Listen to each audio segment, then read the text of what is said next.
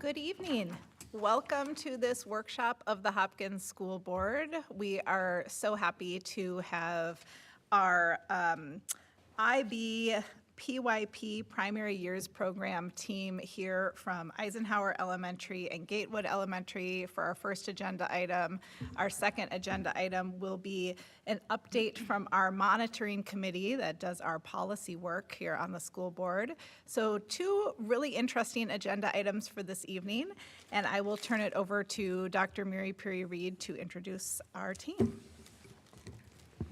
Good evening, board members, colleagues, and audience members in the virtual space. Thanks for joining us this evening.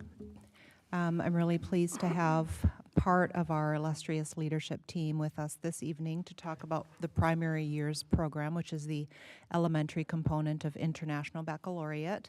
And as we all know in Hopkins, we are committed to personalizing learning across all classroom spaces and moving toward concept and inquiry-based learning that is rigorous, that is culturally responsive, and aligned with the components of Vision 2031. And we have intentionally are building a Hopkins learning framework under the leadership of our Director of Innovation, Design, and Learning, Ann Ertl. And the learning framework is aligned to IB. So I'm going to introduce I'm going to invite Ann to provide a framing for the presentation this evening, but I'm pleased to have at our board table Ann Ertl, Dr. Nolan, principal at Gatewood Elementary, Sarah Arneson, IB PYP coordinator at Gatewood, Laura Blackledge, IB coordinator at Eisenhower Elementary, and Principal Melissa Ness. So thanks to all of you for being here, and I'll turn it over to Director Ertl for a bit more framing. Well, thank you, Superintendent Mary Peary-Reed, and good evening, board members. I am not going to talk a lot because these people are a lot more interesting than me, but the framing I wanted to provide, you will all recall, because we have talked a number of times about the Hopkins Learning Framework, and as Dr. Mary Peary-Reed referenced, it is concept and inquiry-based, and several years ago, our team started working with Principal Ness and the Eisenhower team to think deeply about how Eisenhower might approach the implementation of the Hopkins Learning Framework, and they landed on IB PYP as a great vehicle to do just that. The IB PYP in particular is recognized not only as a strong learning framework, but also as a strong school-wide enrichment strategy. And so they have been on their journey, and then of course recently Gatewood joined that journey as well. And so I'm excited for them to give you an update on where that journey is today. And I think Sarah is gonna share next. Thank you. It's good to see you all.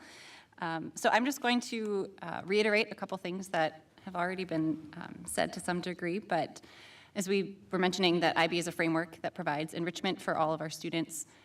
And another thing we kind of hope you come away with tonight is that an understanding that PYP supports the vision that we have here in Hopkins with 2031 and the Hopkins Promise. And then, as was already mentioned, we're going to give you a little update about where we are at each of our programs as we are in the candidacy phase with IB. And I know IB has a lot of its own language, so I want to just clarify and specify some of the terminology as we talk about some things related to the Primary Years Program tonight. So IB, as Dr. Mary Peary-Reed said, is a continuum program, but we are looking at the primary years component, which is for ages 3 to 12.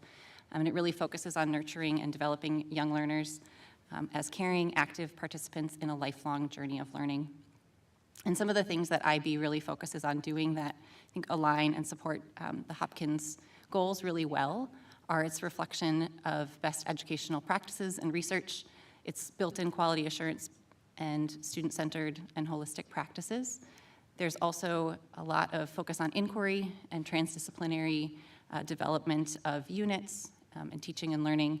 And then there are 6 themes that units are surrounded or connected to, and those are there on the screen. Who we are, where we are in place and time, how we express ourselves, and how the world works. how we organize ourselves, and sharing the planet. Each of these offers some great opportunities for students to be inquirers, to ask deep questions, to challenge their thinking, and make connections to the world that's around them. So in front of you and on the screen, you have the 10 reasons why IB PYP. And as you look through there, you'll see that the 10 reasons for the primary years program aligns strongly with our traits of a Hopkins grad. As you look through encouraging our students to be inquirers and understanding the world and to be able to learn and know how to learn, we know that being confident and a critical thinker and having a voice and choice in what we do, all of that is instilled within the PYP. To build that confidence, our students need to know how to learn and what to learn, so both of those things come through. An example of that, my own student goes to school at Eisenhower, and as a first grader when he was in kindergarten, as we just started our journey and our teachers are implementing one unit, he went through a Sharing the Planet unit. And part of that agency of taking ownership for their learning came true as we started to see it expose itself in other parts of school and at home. When we try to recycle something, he'll say, "Wait, Mom, that doesn't need to be recycled yet. I think I can turn that into a sign, or I can use that in my art project." And so he's starting to think about how he can be an active participant in his world around him and how he can take ownership for his learning and demonstrate that agency. The other components involving the whole school community, we want to build a community that students not only feel a sense of belonging to, but they also know they're going to be held to a rigorous and high standard. And through the IB PYP, we get to come together and do a lot of vertical and horizontal alignment, and we really get to build and foster a community where students feel they can see themselves, as well as they know they'll be challenged and held accountable. We also, encouraging our students to be inquirers and take different perspectives really shines through as we continue our journey on the PYP.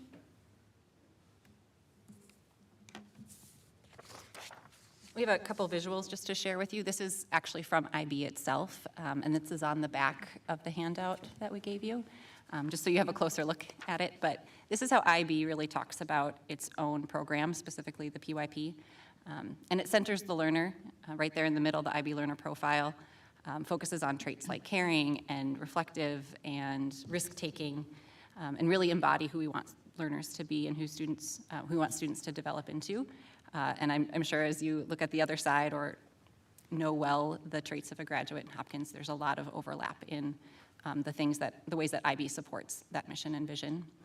Another component of IB is the ATL skills. These are approaches to learning, and they are competency-aligned skills that support all learners and really push students to have a holistic experience. So it's social skills, it's research skills, it's communication skills, and so things that we sometimes assume students know, but really being intentional about teaching them within the classroom and using those as avenues for challenging and deepening student learning.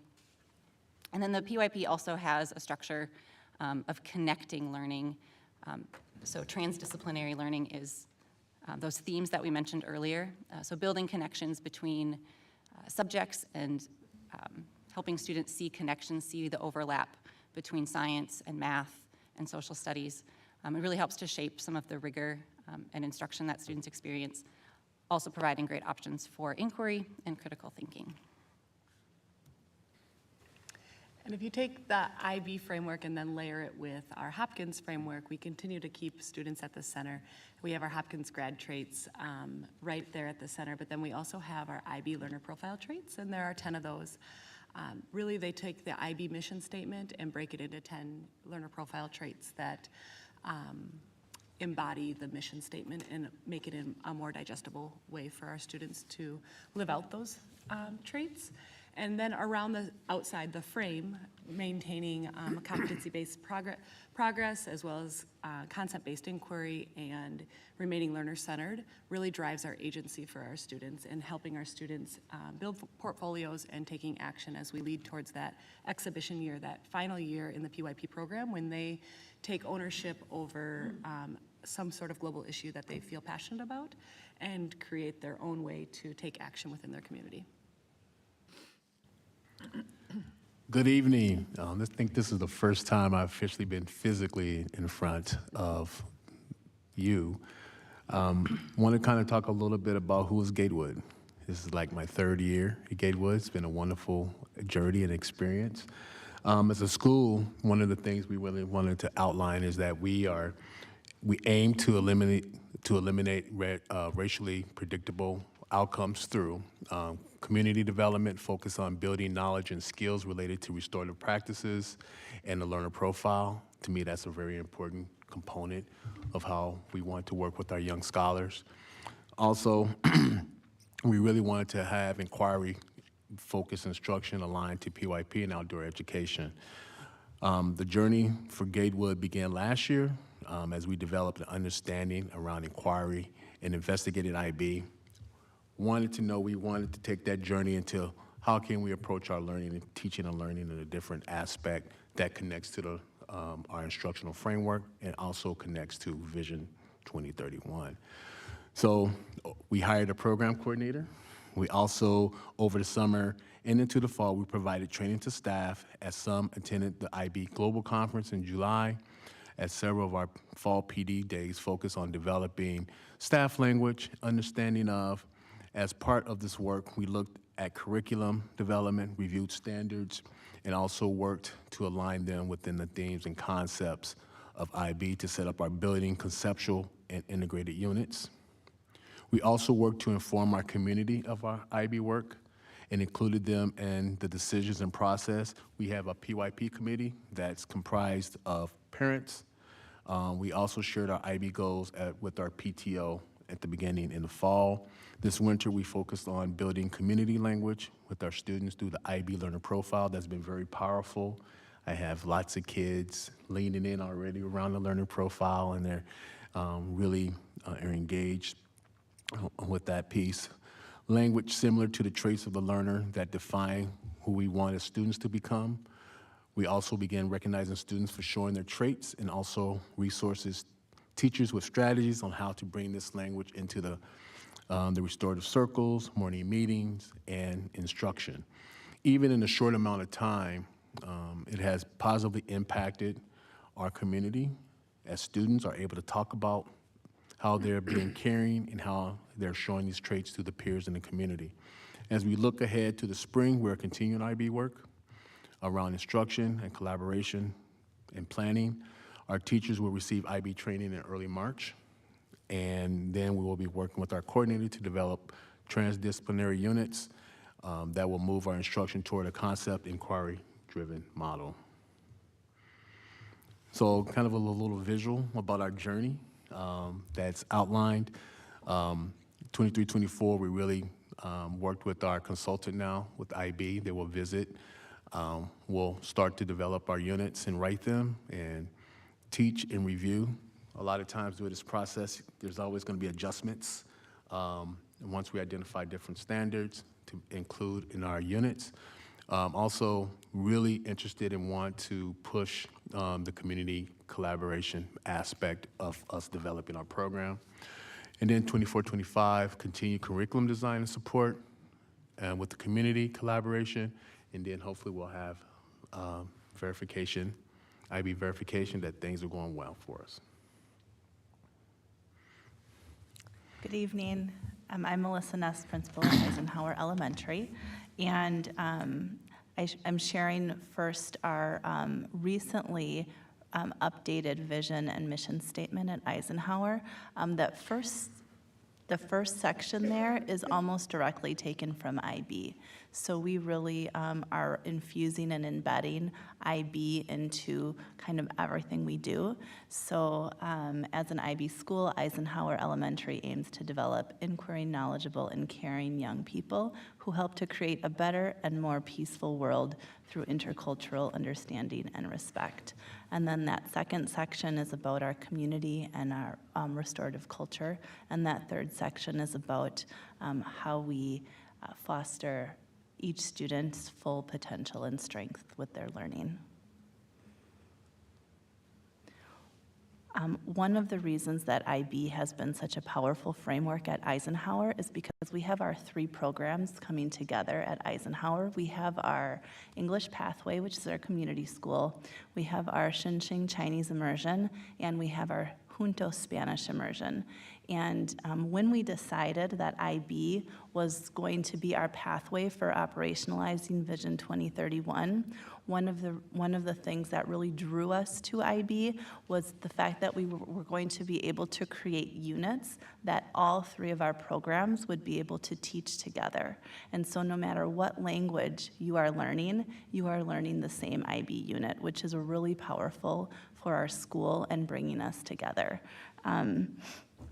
And so this is just a timeline of our IB journey. Starting in the summer of 2021 is when we applied for our candidacy. Candidacy typically takes 3 years, so by spring of 2024, we will have our official IB walkthrough visit where they'll send somebody out, and the goal is to be authorized by the end of that visit. And so in between all of that, there are lots of things that we need to do. One is that we needed to create our program of inquiry, which is our scope and sequence for our entire school. That's all of those themes that Laura talked about and Sarah talked about, those 6 themes. Every single grade unit has to create a unit based on those themes. And so the first thing that we need to do is create the vertical alignment of when each unit will be taught in each grade level and align those to the Minnesota state standards. Then we need to actually write the units. And so that's what we're working on right now. Last year, each grade level wrote 2. This year, we're working on 2 more by the end of the year, and next year we will do the last 2. So by the end, every grade level will have written, taught, and reflected on 6 units. The other thing that we're doing is incorporating the learner profile school-wide. So the learner profile traits are the ones in that gray circle in the second box there. And so one of the things that we did in order to really have teachers use that language in everyday lessons and students start to use that language with each other is we transformed our Paw Pride tickets into the learner profile attributes. And so now teachers can say, when they're noticing students demonstrating those attributes, they can say to a student, wow, I really saw you being a risk taker today when you tried that really difficult lesson or activity. And then they can show the student a Paw Pride ticket. So that's incorporating some of these framework at parts of the framework throughout our whole school. And then this last slide is another project that we've worked on. So for all 10 learner profile attributes, Laura took pictures of our very own students demonstrating these traits, and we have these posters in all 3 languages throughout our school. And so another school-wide project that we've done. And that is the end of our presentation. Any questions? Well, it's really, really exciting, and I think it's important that we as a board and our community understand just how much work goes into implementing a program like this. I want to open it up to my board colleagues for questions and comments. I have a couple, but I will wait and do mine at the end. Chair Westmoreland. Yes, Director Adams. I'm curious what the parent reaction has been in both of your schools to this. It's a different way than they learned, undoubtedly.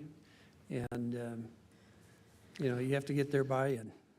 Absolutely. So we have, like George, we presented to our PTO to get started. One of the reasons that our parents are so interested and excited about IB is because our junior highs and our future middle schools are already using that framework. And so learning how to learn in this way is very enticing for our families. Same at Gatewood? Yes, I think our parents were enthusiastic because it's a very rigorous opportunity for all students. I think that's very important as we start to build our scholars and to be critical thinkers and that light. Also, our parents were just really new learning for them. Yeah. and learning how to teach and learn differently than what they've used to and what their kids going through have been through. So that's been a wonderful buy-in component to this work with them. Lots of enthusiasm. In fact, one of our parents comes to the school to kind of help start with our learner profile. She comes every week to kind of help our board, our learner profile board, where we have pictures of some of our students. So that's pretty cool. I've had a chance also to follow up with some parents. I've been working with some students to help create videos for our learner profile traits as we talk about them within our school. And had a chance to follow up with some parents and just share with them how their student had participated and been a leader in the building. And parents always love hearing those great things that their children are doing in school and that go beyond even just their classroom academics. And I think the IB really offers that opportunity to celebrate how students show up in really positive ways socially and in community. Good. And how many other school districts have implemented PYP that you know of across the state? Do you know? I think I can think of about 4 or 5 off the top of my head. Really? Maybe a couple more. So we're among an elite group. Is St. Louis Park still doing that? Yes. They were one of the first, I think, to do that, so. All right, thank you. Chair Westmoreland? Yes. Could you guys talk a little bit about the competency-based progress, being that I just got the report cards for my kiddos yesterday, how that looks and translates into the PYP program and really looking at the results our kids are getting? I don't care who answers it. Any of you can. I can start. So I think, I'm not sure if Dr. Nolan or I'm not sure who mentioned it, but part of designing the program of inquiry and all of the unit design does include aligning the units to our Minnesota state standards. And so, and I think sometimes that's a misconception around IB, that IB replaces the standards. It doesn't. It groups them in different ways sometimes. And so I think that the PYP in particular groups standards in different ways and then incorporates some of these other skill areas. Now, in terms of reporting, that's a little bit of a different issue. I think that potentially there is potential to maybe want to report out on growth in a different way, either through the report card process or, Director Peterson, as I've heard you talk about, through some of the progression work that you've seen at Meadowbrook and some other places to kind of demonstrate growth, whether it's on a standard or whether it's on some of the ATL skills or some of those things as well. That may or may not change how our traditional report cards look. It probably will change how teachers talk to parents about what their kids are learning. Do you have any, I don't know if you'd add anything? I think once we get into identifying our success metrics and clearly identifying the academic component of a reporting out grades, but what I'm excited about is the learner profile and connecting the social pieces about how they're approaching not only the academic component, but the social in regards to how they're being a good partner in class with each other and how they are interacting. So if we can report some aspects of the learner profile along with the grading, I think that's going to be a really wonderful success metrics. Oh, I think that would be so cool if you could like show on a scale their inquiry has improved. That would be really awesome. Yeah. Yeah. I have a follow-up to that. So has IB already done the work for schools to have the scoring system and rubric of PYP be aligned or reflective of the scoring system and rubric for MYP? It's a little different. It's a different scope It's in different? regard. Yeah, it's different. NYP is more of a 1 to 8 scoring system where with PYP, you still concentrate on 1 through 4. It's standards-based grading, but it's a different range. And so as far as that, we'll probably have to just like calibrate what that looks like in regards to coordinating with our middle schools about what and how kids are showing up when they arrive at the middle school from our school. But probably some similarities around approaches to learning in both. Yeah. The approaches to learning and the learner profile transcend all of the IB programs. Okay. Yep. The transdisciplinary nature of PYP is a little different from how MYP breaks into subjects a bit more, with the exception of their interdisciplinary units. So that translation is unique, but the kind of through line is the learner profile and ATLs that really draw connection throughout all of IB programs. Okay, thank you. Walk the students to those middle year programs of using a rubric, a 1 through 8 rubric, is their student portfolios. So students will start to create their own portfolios in the PYP program, starting in kindergarten, and carrying that through to 5th grade, which leads to their 5th grade exhibition project, so that they know what learning they've done and where they need to go, and it's measuring themselves through growth and being able to show and exemplify their growth, so that when they get to the MYP and can use a rubric, they know how to measure themselves on a rubric, and it seems like a natural fit for that next step then. One follow-up. How much education do you anticipate doing with the families to help support and understand this? Because it feels really intimidating to me a little bit. I mean, I like it, but I don't feel like I would be able to best support my kids. How much education of the parents do you feel like you're going to really have to do? We've talked about how we want to have our families understand the brilliance and the beauty of PYP programming. So I imagine we'll be hosting and offering parents to come in regularly to model a lesson, to kind of understand how we developed our units, to have a clear understanding of those pieces. So, and then we've had some brief conversations about how we want to roll that out, especially once we progress through our candidacy. We've been slowly introducing different parts of the IB because there are a lot of different components to it. And so different ways we've done that are through our PTO meetings, other parent meetings. We have a state of the school meeting every year. Also, I try to embed different parts of it in our family newsletter with different things that are happening in our school.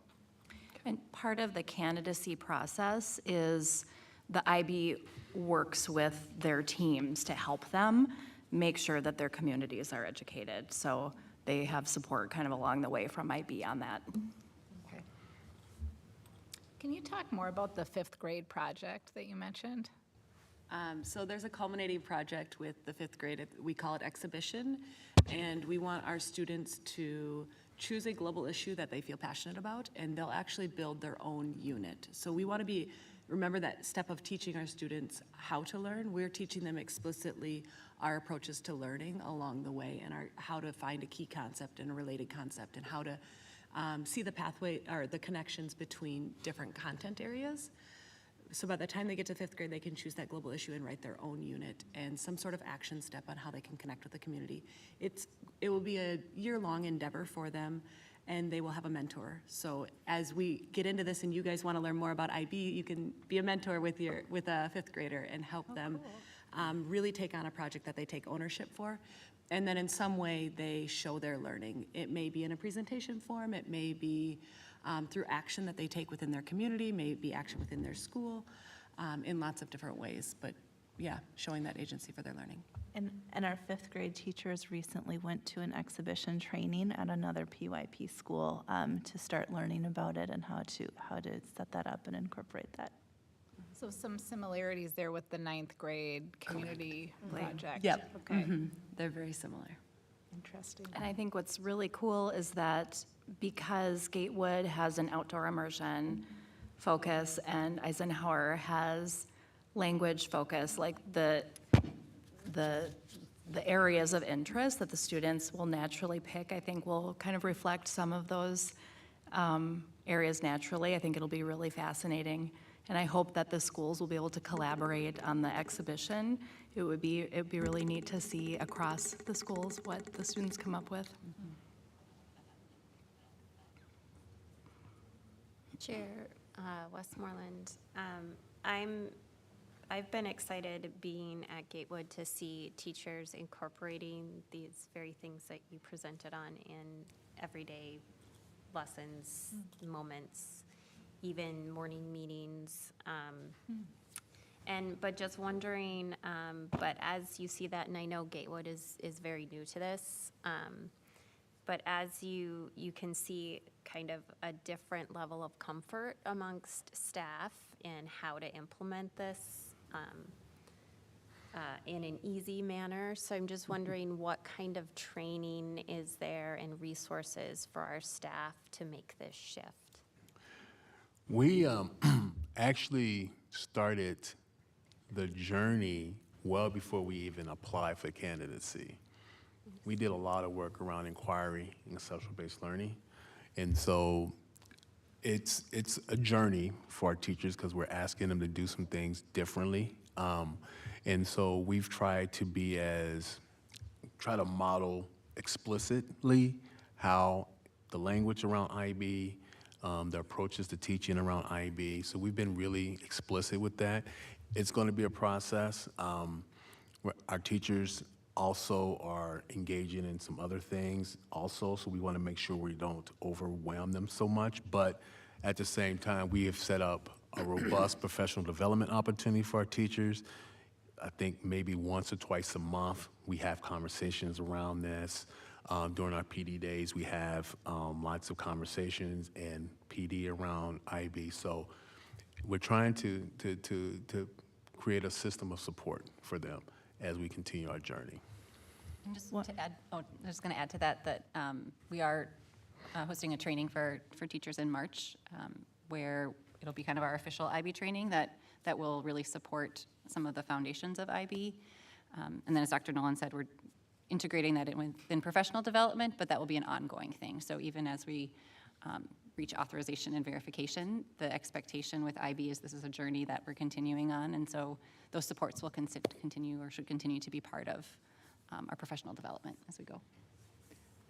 IB does require all teachers at the school to have a 2-day training to start. And that's what Sarah is mentioning with the 2-day training. Eisenhower had ours last year. However, every time we get new teachers, they are also required to be trained. And so our new teachers that joined us this year, we're collaborating with Gatewood, so they will go to Gatewood in March to get the 2-day IB training with them in March. IB separates their trainings into 3 categories. Category 1, which is the general overall training, the basic training. So that's what all of our teachers need to have by authorization, which is the end of the 3-year period. And then after they get the Category 1 training, then they're free to sign up for Category 2 or Category 3, which are more specialized trainings. And those are kind of optional, and there's a lot of options so that teachers can choose something that they're interested in. And does that professional development also, is that accessible to support staff as well? It is for licensed teachers. So The IB, been any discussion around how support staff can also be brought into that training and aligned with what's happening in the classroom? all of our site training that we do around IB are paraprofessionals. You're referring to paraprofessionals? And teaching assistants and, Yep, they are all invited to our site trainings that we do around IB. okay. And we're also working to include some of our support staff within the training in March as well. So we have a number of kindergarten and first grade paras that work with our outdoor programs, and they've been invited to those trainings because we know that they're essential to some of that instruction. And then as Melissa said, there's that ongoing piece. Laura and I have also talked about trying to have some kind of abbreviated versions of some of that training, just to incorporate all of those adults within our building who we want to be part of reinforcing the learner profile and some of the language of IB, and really so that it is a community effort and a community language that really makes it accessible and then usable for everybody. And I just had one more, well, I guess two more questions. The first is, I hear from parents often that Hopkins schools don't have homework anymore. And I wonder, is there something that is this because of IB? Is this a, and I guess I have to be honest, I've noticed my kid doesn't have homework either. So, not that I think homework is necessary to learn, but just wondering about what that perspective is around less to no homework. And it might not be specific to IB. I'm pretty sure my Eisenhower second grader is at home doing homework right now. Or she better be, for the record. IB will bring more homework. That's what I'm hoping for. No, I don't think that there's a connection between IB and homework. I think that there is maybe some connections around teacher philosophy around homework. I know my daughter is in Juntos, and there's maybe, I'm sure Principal Ness has some thinking on this, but there's probably a connection around immersion, language immersion and homework potentially. But I don't believe there's a connection between IB and homework.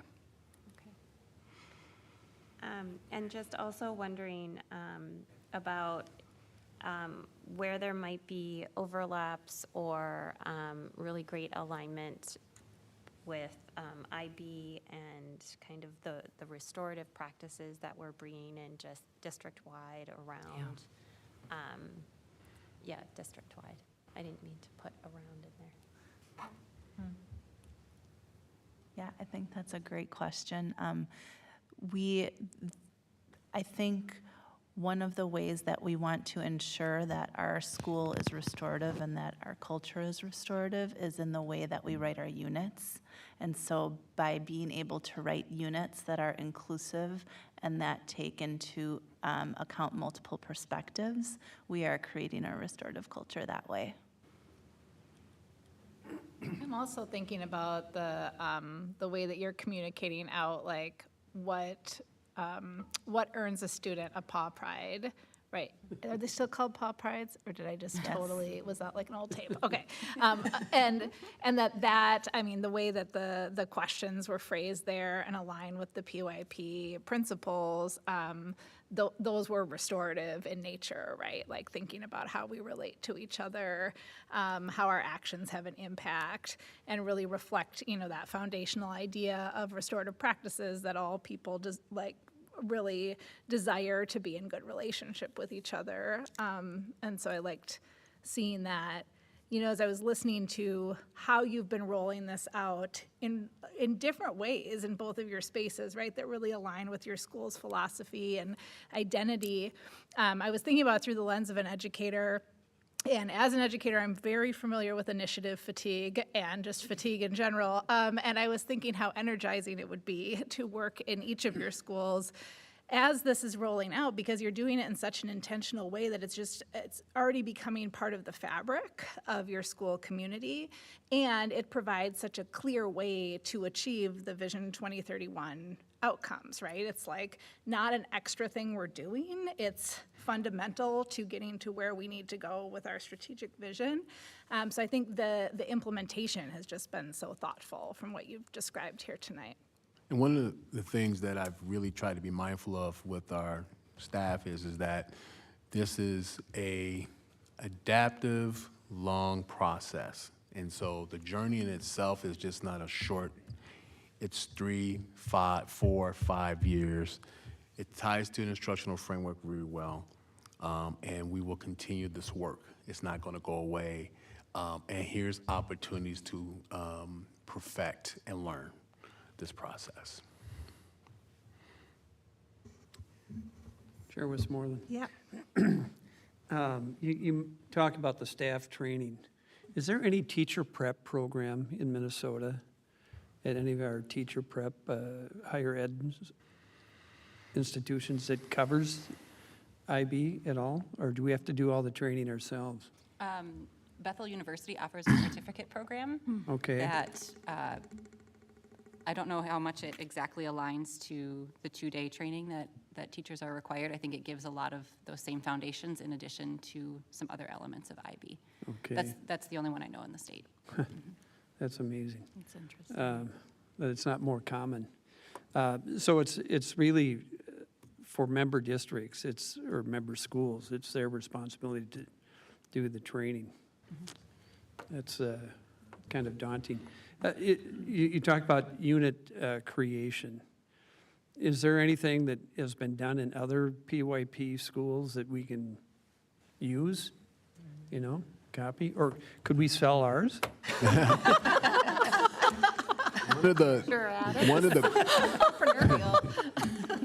One of the really organic and really awesome things that have happened the last couple of years is that Fritley early childhood and early years school have come over to Gatewood to learn about an outdoor program. Well, they're a PYP school district, excuse me. And so what has happened is that they're interested in partnering with us around the development of units around PYP and outdoor learning, which has been really cool. Yeah. And so they've spent some time. They came over like 3 times last year. And then once we're going through our candidacy, we will probably reach out again to them or they'll reach out to us. And we'll try to build that partnership to kind of build those units and be the only school in the state of Minnesota that offers outdoor ed and PYP. We are. There's also a great network of schools that Laura and I are both connected to called the Minnesota IB Association. Okay. And there are coordinators there from all the schools in the metro area. And in the state, yeah. And we work to connect and create opportunities for collaborative teacher learning. The workshop that we went to with exhibition was part of that. So that's a great way to share and create some organic sharing in that way. I do think there is something to IB that both is beautiful and challenging to that part of ownership and creation. That's really a valuable piece of authentic learning then that develops. Yeah. It's one thing to take paper and try and recreate something, but to do that in the context of your own community and understanding the needs of your own students and where they're at as learners, I think is a really powerful piece when that is self-created. And that's, I think, why the journey for authorization is several years long, is because that is an intentional piece. Well, I'm sure it creates some sort of a camaraderie among the staff in doing that. But the whole process of aligning the state standards, I would think someone's already looked at that, haven't they? I mean, there's something that we could copy there that would kind of reduce the effort. But that's the only thing I was thinking of. For sure. And part of that is you know your standards so well then when you're moving them around. Well, if I fit this with this, and then oh wait, no, I can look this way. And their POI, Gatewood's POI, is going to look very different than our POI. Our Yeah. standard, the way we choose to align our standards may look very different than how they choose to align their standards. They may look through a Sharing the Planet unit and go, oh my goodness, I see this lens and I see this piece coming through which is going to bring these standards, and we might see something totally different. Okay. And that's part of the beauty. And as teachers move around or we get new teachers, they may look at a unit that other teachers have already created and said, that's not how I see it. I want to rearrange the standards in this way. Yeah. So, And naturally, since we're an outdoor program, I can easily see our science standards being hit more regularly within our units.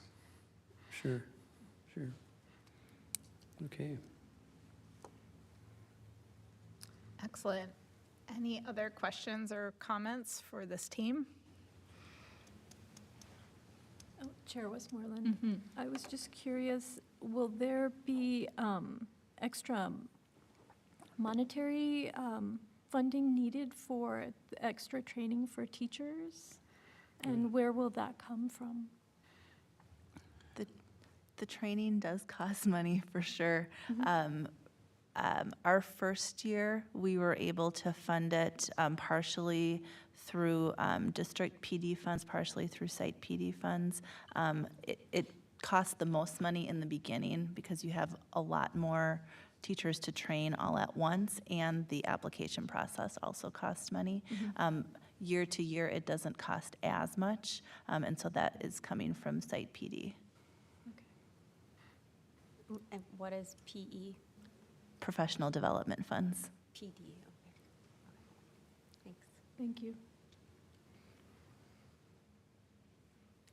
Great. Any additional questions?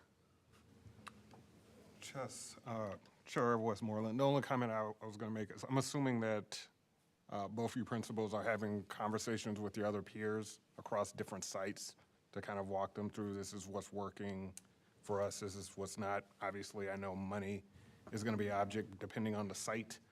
I just didn't know whether or not, it seems like every site is either some type of form of either IB concept-based or competency-based progress. So I didn't know if there was like a collection because essentially all the kids are going into middle school and IB is what it is. So I don't know if there's like some kids are going to be ahead of the curve than others depending on the site based on if it's IB, if it's concept-based, if it's competency-based. So I don't know if you guys have any perspective about how your conversations are going with your peers across the different sites. Sure. I can speak from my experience as a school leader, bringing a whole staff along on the research and the journey of deciding how to operationalize 2031. It took a long time, and I think it's a really intentional and deliberate thing that our school needed to do. And so I think each school is also on their journey to operationalize Vision 2031. IB is one way to do it, and I know that other schools are working on their own unique ways to do that as well. Right, I just wanted to add on to that. So the Hopkins Learning Framework is what's common, and as Principal Ness said, all of our sites are implementing that, which is concept-based inquiry. So IB is a way to implement that in a school. Some of our schools are choosing to do that in different ways, but the common pieces in IB are also in the Hopkins Learning Framework so that when our learners matriculate to the middle level, they will have had similar experiences regardless of which elementary school they attended. Because we designed the learning framework to be compatible with IB, knowing that that was at the middle level, but not like reliant on IB. Thank you. So soon we'll have a couple of additional school leaders come from Meadowbrook and also from our virtual EDU, and you'll hear them talk about project-based learning, but you'll also hear them talk about concept and inquiry-based writing units that are personalized, culturally responsive, rigorous. So you'll hear a lot of the same learning and teaching concepts within a different framework. So that would be another vehicle to get those schools to Vision 2031. Excellent. Thank you. I have one more last question. You know, the teacher training that teachers receive at colleges and universities that they study at are very different. How are they feeling about the IB program? You know, because it is a different kind of training and a different grading system from what their teacher training would be like, right? So how will they, I mean, how do they feel about it? I've worked with teachers in a couple different settings previously at a high school, and some conversations I'd had there, and recognizing that the best practices, and this is true in Gatewood too, the best practices that teachers are taught and learn at university align very well with what IB is about. The research behind IB is very much driven by backwards planning, by inquiry and conceptual understanding. And so even if the language is a little bit different within IB and their particular framework, I think especially individuals going through teacher training now or recently are really familiar with the structures, even if the language is new. Okay, thank you. I think the IB framework provides kind of a shared common how. That, and what might be different is teachers in a building would have come from many different teacher training programs, so they would have been trained how to write a unit in any number of ways. But IB is kind of a common way for everybody to collaborate and do it together, so it really provides a kind of a common recipe.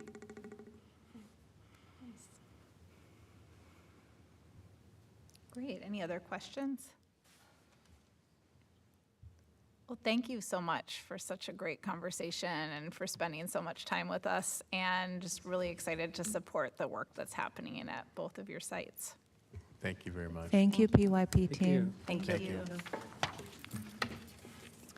So next we have our monitoring committee update. I will turn it over to Vice Chair Andreessen, and we will invite Assistant Superintendent Lightfoot to the table.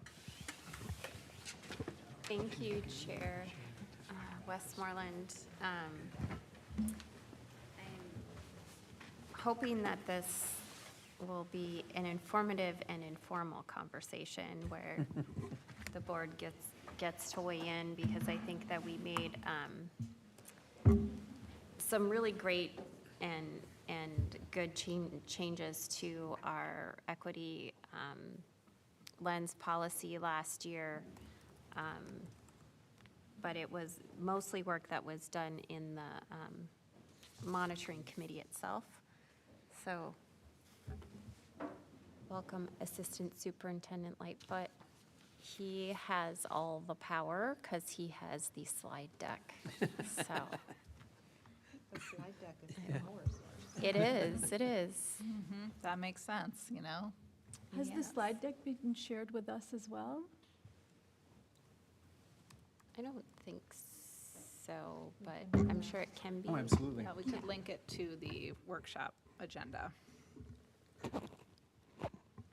Elise, do you have the slide deck? I don't, but I can link it if you want to share. So, as you all know, we had an equity audit, and within that audit, there were some specific suggestions to the Policy and Monitoring Committee. And one of those was we had in place as a school board a racial equity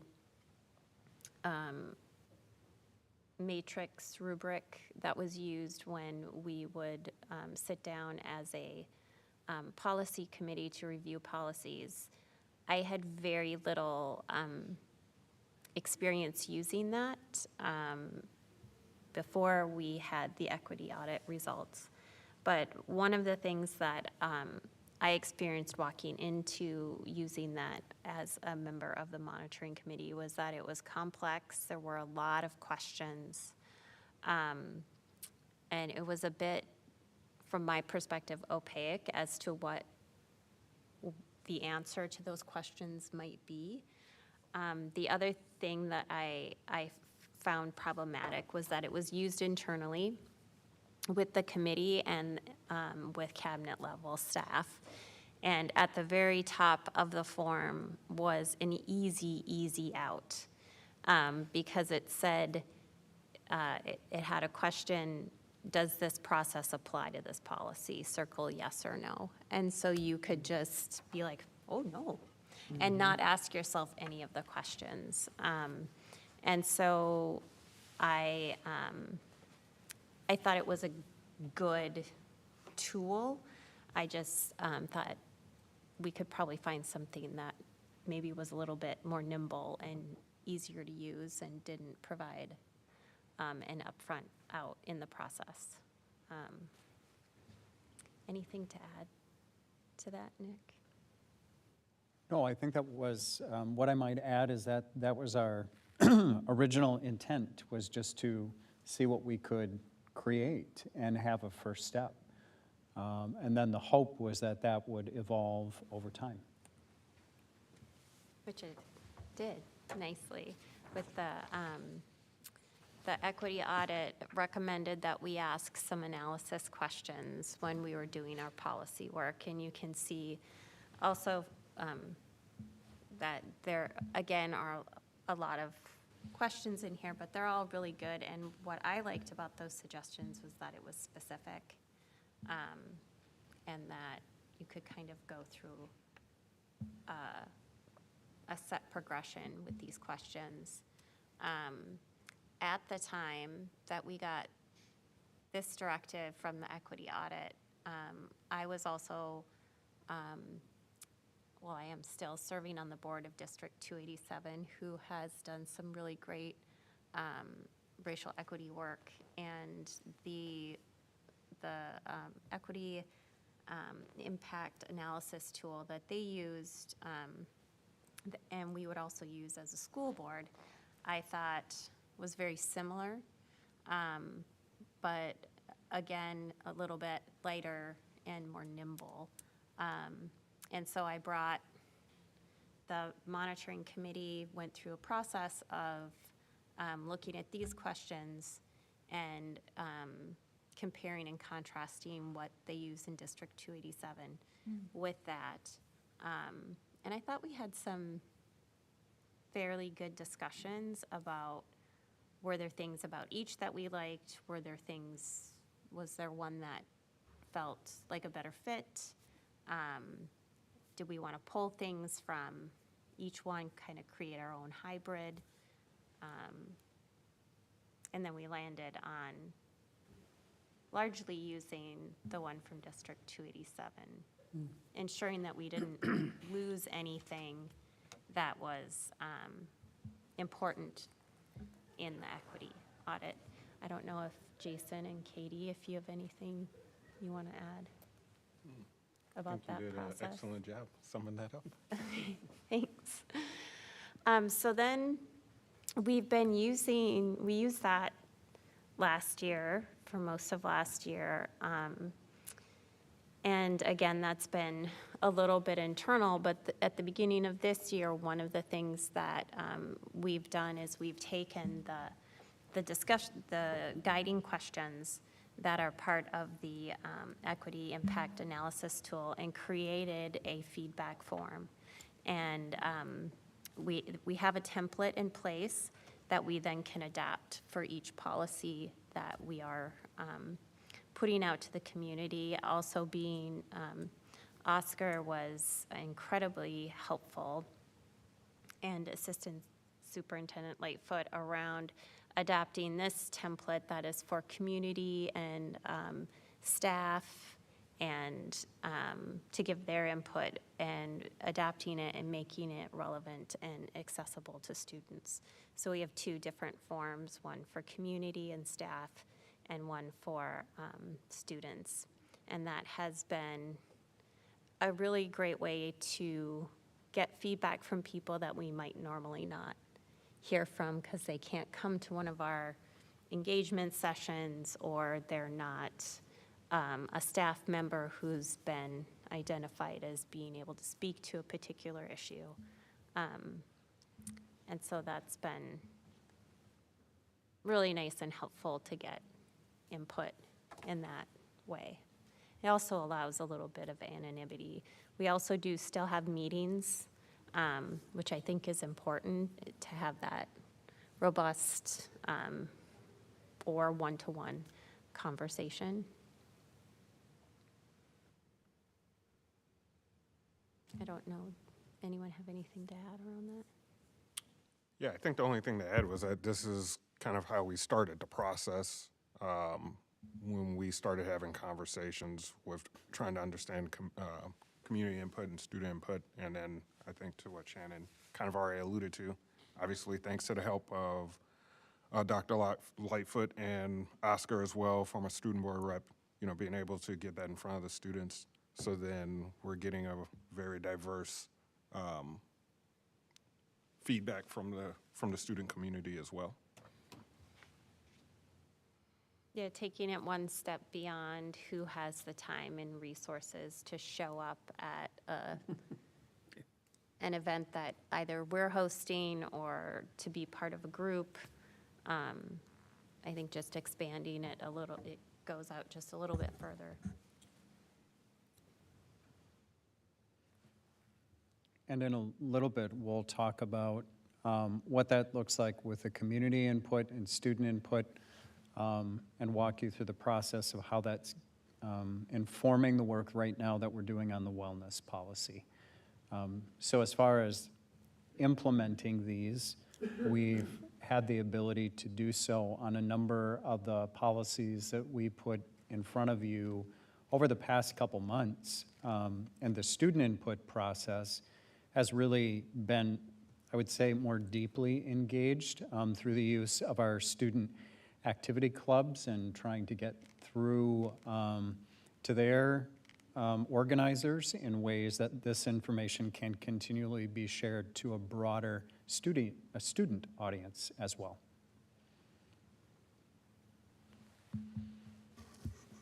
So have you used this process on any particular policies at this point? One of the ones that we used and utilized was 451, notification of student behavior. You'll see that it's linked to the policy and seeking that information. So in the form itself, just as an example, we try to link the policy so individuals can see that, and then we ask the specific set of questions, get the specific set of information, then utilize that information, bring that information back to the monitoring committee as well. And then the other one that I mentioned with the student form, or whatever just happened to the presentation component right here. It's like what my brain looks like right now. Yeah, like, I'm really, this is relatable. PowerPoint presentation? Yeah, this is like Yeah. a lot of open files. This is just relatable content is what I'm trying to say. On the student one, you'll see that this was the wellness policy. And specifically, we worked with Oscar to engage all of the leaders of our student activity groups and sent this out to them for their distribution and input as well. About how many responses did you get back from students? Yeah, students, it's interesting. We got about 4 or 5. And as Oscar had mentioned when we were doing this, we didn't know that we would get a lot because it still is so new. I mean, and it's kind of a different thing when somebody says, we're looking for policy input. Well, for a lot of people, they're kind of like, we have policies? What are those about? So it's some of those educational components that, you know, well-intended, we still really do. And that was a great discussion with Oscar about, yeah, we probably need to be in person and kind of like norm a little bit of this before we just kind of send it out. What, we have policies? That's really funny. Yeah. Yeah, I think, you know, the idea to systematize student voice and student input is awesome. And like, I'll be curious to see how we iterate on that over time based on student feedback. Like, yeah, we do want to do it on a Google form, or no, we'd rather you just come in and talk to us and hear our ideas so we can express those verbally for an hour, you know. 4 years ago, when I started to do research with student groups on the gender inclusion policy, it was really interesting. But we didn't do a Google form, but I had this Google Doc that students could just kind of put information in, and some people really preferred that, and then other people really preferred the in-person interaction. And across the board, it was like, yeah, it was, I mean, they knew that we were working on a new policy, but it was like, what exactly does that mean, you know? And like, how specific is the information that's going to be included in this policy? And it's like, well, guess what? We grapple with that in the monitoring committee as well, right? Like, how granular do we get here? So it's kind of interesting, like, yeah, learning about student preferences, and then also, like you said, Nick, that educational component, like what information do students need up front in order to feel like they're really understanding and contributing to the process?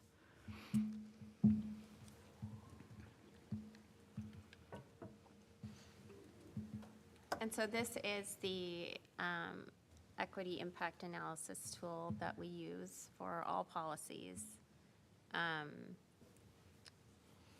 And those are the guiding questions. You can see that it's pretty pared down. We enter into the discussion with these questions as kind of our guide as we read through our policies. But we also know upfront before we're having the discussion or making any proposed changes of who exactly has contributed to the feedback that we've gotten and has had a voice in the process. So those 3 questions are really important and relevant for us as a monitoring committee to ask ourselves as we're reading through, thinking about, and having discussions about any proposed changes or why the changes that we're proposing are needed and necessary. Is this the tool that's modeled after the District 287 Yes. tool? Okay, Yes. cool. So the District 287, they have guiding questions at the top that were used to inform the feedback templates that we send out. And then after those discussion questions, right? These are the questions that you use to have the discussion. Okay. They're also aligned with the equity analysis tool that MDE wrote. Oh, okay. And maybe 287 came from MDE's tool, I don't know. Or vice versa. Maybe. Yeah. So how many of our policies have been subject to this kind of audit so far? Just the 2? No, all the ones that we have talked about last year Oh, and so far this year. okay. Yeah. So it's part of the annual review as we go through. I mean, there are some policies we're required to review Yes. every year, right? Yep. So, there's the answer. All right. So on this slide, Director Adams, kind of in response to the question that you had as well, generally what we look at when we have the monitoring committee meetings is that we start with any updates on the activity that we're working on right now. So for example, the wellness policy, we've been working with school nutrition, and it is their MDE visit year, and as part of their audit, there are some components that are part of the analysis work that's done, and part of that is the wellness policy as a requirement of the USDA. As part of that wellness policy, there is a specific policy analysis tool that is used in addition to the work that we've been doing. So 2 weeks ago, we pulled together our group after having the conversation with the monitoring committee, and the monitoring committee providing some initial questions, insight, then meeting with the wellness policy team. Part of that policy requirement is that there are specific individuals that are part of that review team. Those individuals have been pulled together. We're providing them with a set of information and feedback that we've received so far. So we'll update the monitoring committee as to where we are in that process. As we've been doing that update, you'll recall that part of the conversation at the board table was also about mental health. So as part of our component, we've also done some work based on the wellness policy group and their recommendation that we look toward our mental health providers in district. So we pulled together some providers and had initial conversations about their recommendations for next steps with the mental health aspects of our wellness policy. They recommended that a separate group, because the USDA is more focused on the movement and nutrition elements and thinking that we might need a separate group with a different set of expertise to lend more value to the conversation on the mental health aspect of this work. So we're forming that and pulling that together so the monitoring committee gets those updates of the work that's being done.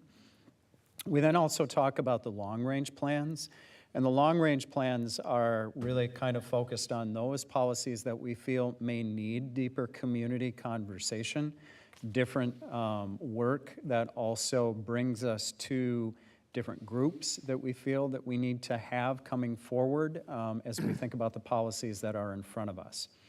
And then the short-term ones are policies that may be more statutory-driven or those that are heavily requirement-based that don't have a lot of specific elements that even sometimes the board might have choice over.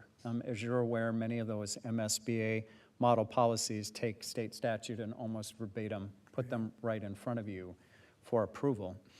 So we look at those that have some short-term components, and then we also look at some additional items or considerations. So as we took a look at policy 528, student parental, family, and marital status non-discrimination, that also includes pregnancy non-discrimination.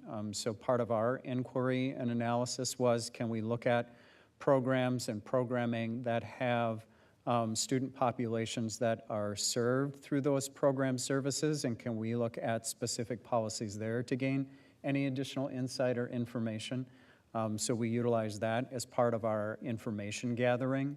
And in addition, part of that equity work that we look at through the analysis tool to say, what are we missing? Who do we need to include that might not be at the table? And how can we continue to do that as part of our process? Monitoring committee, anything I missed with this slide?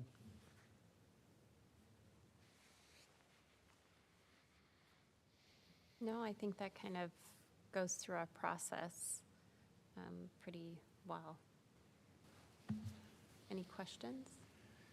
Has it resulted in any changes to our policies? We get the policy with all the new red verbiage in it. Is that a result of going through this process, some cases? Okay. Yeah, I would say so.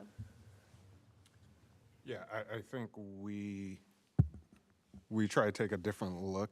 I mean, we appreciate the policy benchmark that's been provided to us, but then we try to put it in a different tone of voice if necessary, but yes. It has resulted in changes. Yes. Okay. And I've, well, I can talk about, I've appreciated the reframing that these questions provide, because you can, I think we can all attest to reading through some policies can be a little daunting and dry. But when, not at all.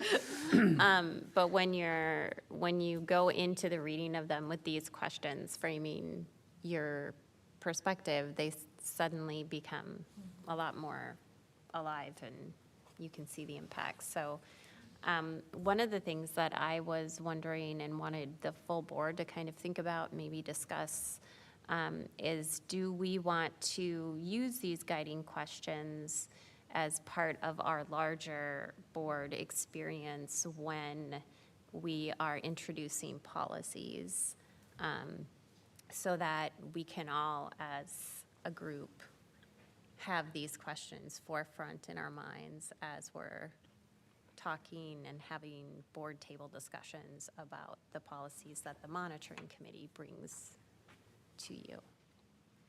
I think that would be great. One way we could do it is when you're framing up the discussion for the policy, talking about, how you use these questions, how those impacted the changes, like what Steve was driving at, like how have these questions resulted in specific changes to the policy? And then I think just some of the complexity there too, right? I remember, so I was part of the, full disclosure time, I was part of the monitoring committee that created the first framework that was rather opaque. admittedly. I think, why the yes/no box was there at the top. It was like some of these that we review on an annual basis that are aligned with statute, that are like 4 lines long. It was like, I don't know. Like, is there anything do we have the power to actually change this policy in a meaningful way by using this equity framework, right? Or is this just like, no, it is statutory, we just have to do it, right? And any sort of equity impact would have to happen at the legislature. And so these are the conversations that I think, that I know are interesting to me as a board member, and I think would be interesting to our community too. Like where were the sticking points, and what other voices were needed, and were we able to bring them into the process? Were we not? Kind of like getting a little more specific, I guess, about how the process played out. And then we can have these, so maybe too, we just include these questions in the board packets so that we have them in front of us. And those can help to make our policy discussions a little richer at the table and more nuanced. I think that's a great idea. I think that would help. And also, if it's already been discussed in policy monitoring, to hear what their recommendation is. Do we change it based on this, or do we lobby for change at the legislature, or, what's the answer? Yeah, absolutely. Well, this particular workshop agenda item was working toward fulfilling our board goal area 3, which is operations, and we had two categories under that. This was under the policy, transparency, and understanding category. So one of the actions was to hold this workshop so that we as board members better understand how the monitoring committee is using these excellent tools and how they're evolving over time. And then so our community understands that as well. And I think, what you suggest is the next step, right? That we start bringing some of these tools forward at the board table. I think that would be really impactful. Yeah. Right. We can definitely start, putting that in the board package, just the 3 guiding questions. And then, if we feel like we want it to be, I'm happy when we introduce policies to ask those questions again, just so it's forefront of everyone's minds as we're discussing them. But yeah, definitely up to you as to how much we want to do that. But I think it has been really useful framework. It's wonderful. Well, thank you for presenting tonight and allowing us the opportunity to have a discussion about it. Are there any other questions or comments that are important to bring forward? I have a question. Yes. It's kind of about your back on the wellness policy, but really more in general for kind of students. I was just wondering how you kind of went about your audience and like advertising for students to be able to fill out the forms, and if you were really looking for more of like groups or kind of individuals, like leaders of groups, things like that, because I know even with like Miss Ballard, for example, we had been talking about like trying to get more student participation and things like that, and I know students talk about all the time how, they want to like make policy changes and do things like that, but maybe they don't know how to go about doing that or how to have access to do that. And like, even if you are looking to kind of speak to like individuals, like ways to advertise that through like home base, things like that, so kind of just who your audience is and maybe what we can do further with that. Yeah, excellent, and thank you, because I think that's part of our evolution is, trying to take the first step and then saying, what was the result from the first step? So appreciate the question about, with some of these first steps, what has been our response? Did we get the response that we were hoping for? And I would say the other part that we have that has been a real gift to the monitoring committee that we've had over the past couple of years has been the student representatives, because it really has given that whole perspective. And trying to say in the dialogue with Oscar was, where's our place to start? Right. Where could we start, and where would young people pay attention to what might be there, especially if it's something meaningful for them? So we started this first time, and I hear you so clearly on what are those next steps that we could be taking to reach larger audiences. And I think that's, as well, the additional feedback that we are seeking from you as well, as what could that be and what recommendations would you have? Because we now have the tools. How do we get into the spaces where people are willing to give us the information so that we can use it? So more to follow, and we'll follow up with you all as well. And if there are some additional opportunities and suggestions, always open to what those might be. Yeah, I think too, getting to that piece that we talked about earlier is kind of front-loading this feedback process with important educational pieces of where policy ends and practice begins. I think is a really kind of gray area, and often I think people want to change practice, but they say they want to change the policy. And so that's something that is, I know when I've been working with the student advisory, that I'm pretty, clear about this is what we're working on. Does policy inform practice? Yes. Is it a loop? Yeah. Yes. But often I think most people want to change practice. And so it's just that educational piece of how do we get there through policy.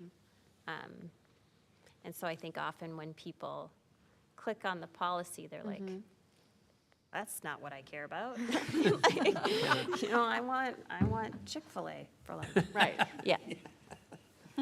Well, and it's important to understand, because sometimes just policies are not being implemented, right? Or they're not being followed, and that's what these student comments are flagging for us, right? Right. Like, oh, we actually have a policy about that, and that should be happening, and thank you for letting us know that it's not happening, right? So, so I appreciate that nuance.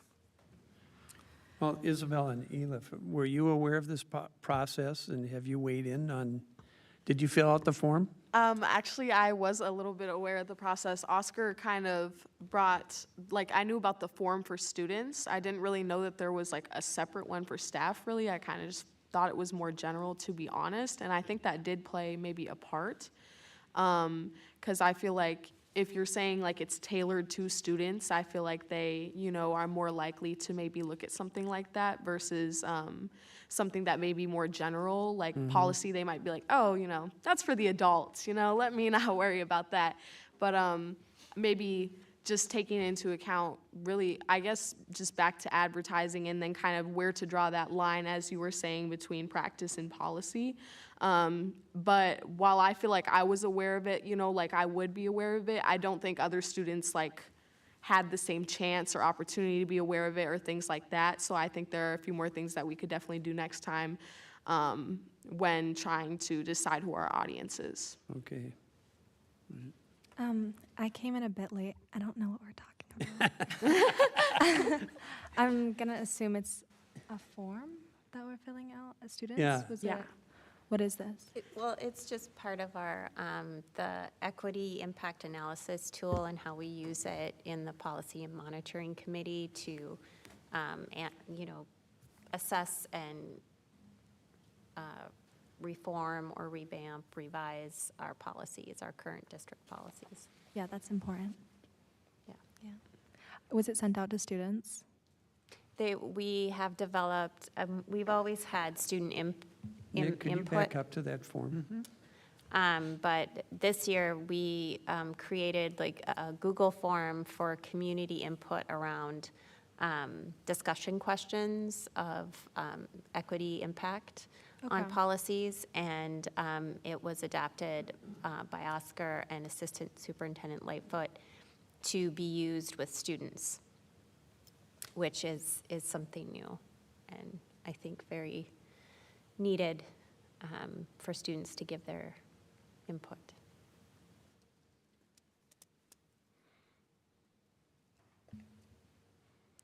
Have we had community members fill out the form?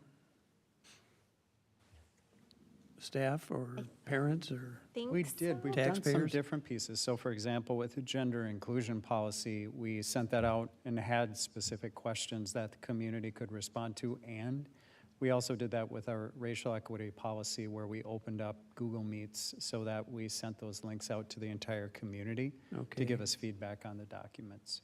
Okay. this current iteration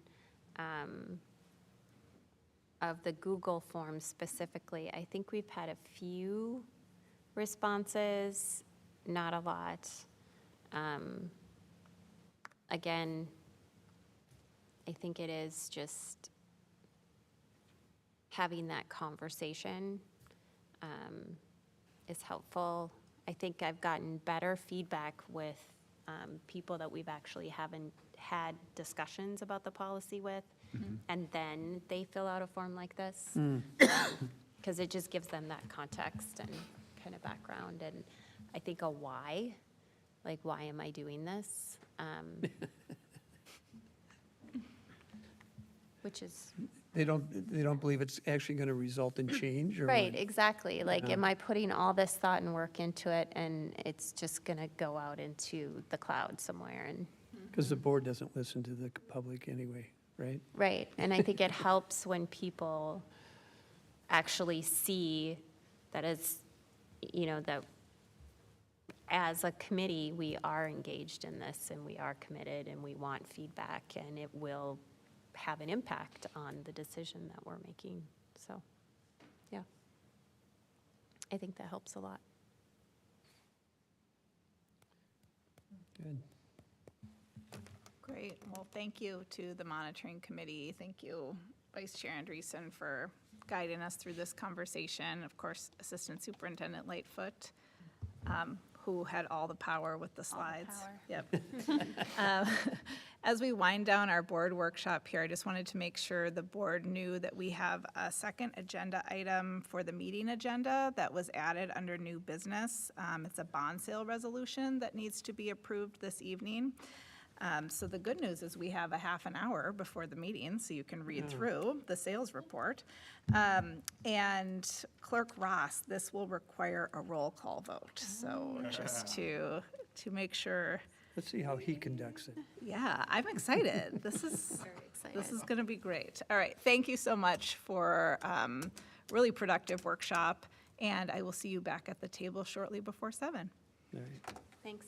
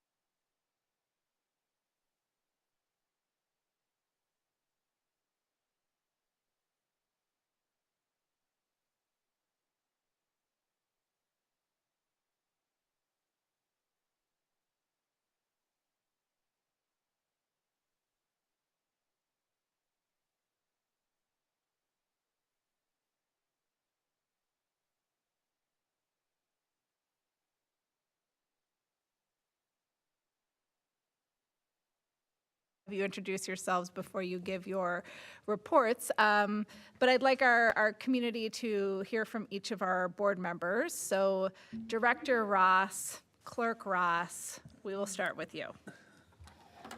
Good evening, community members. My name is Jason Ross. Director Jason Ross. You could just call me that. I am one of your board members. So I've been here now at the seat over a year. So finished my first year term. And I'm excited to share that I have 3 kids that you guys probably don't know about. I have a set of twins who happen to be in 4th grade, and they're very excited about the summertime. And they're looking forward to going to 5th grade. Actually, they're looking forward to going to middle school. They want to skip 5th grade.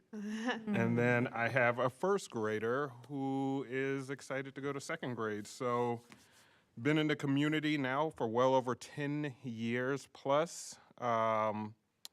Moved out from St. Paul directly to Hopkins, loved the community, loved what the community represented, and wanted to ensure my children had this opportunity to, ingratiate ourselves into Hopkins and for them to hopefully graduate relatively soon from the high school within probably another 8 years or so.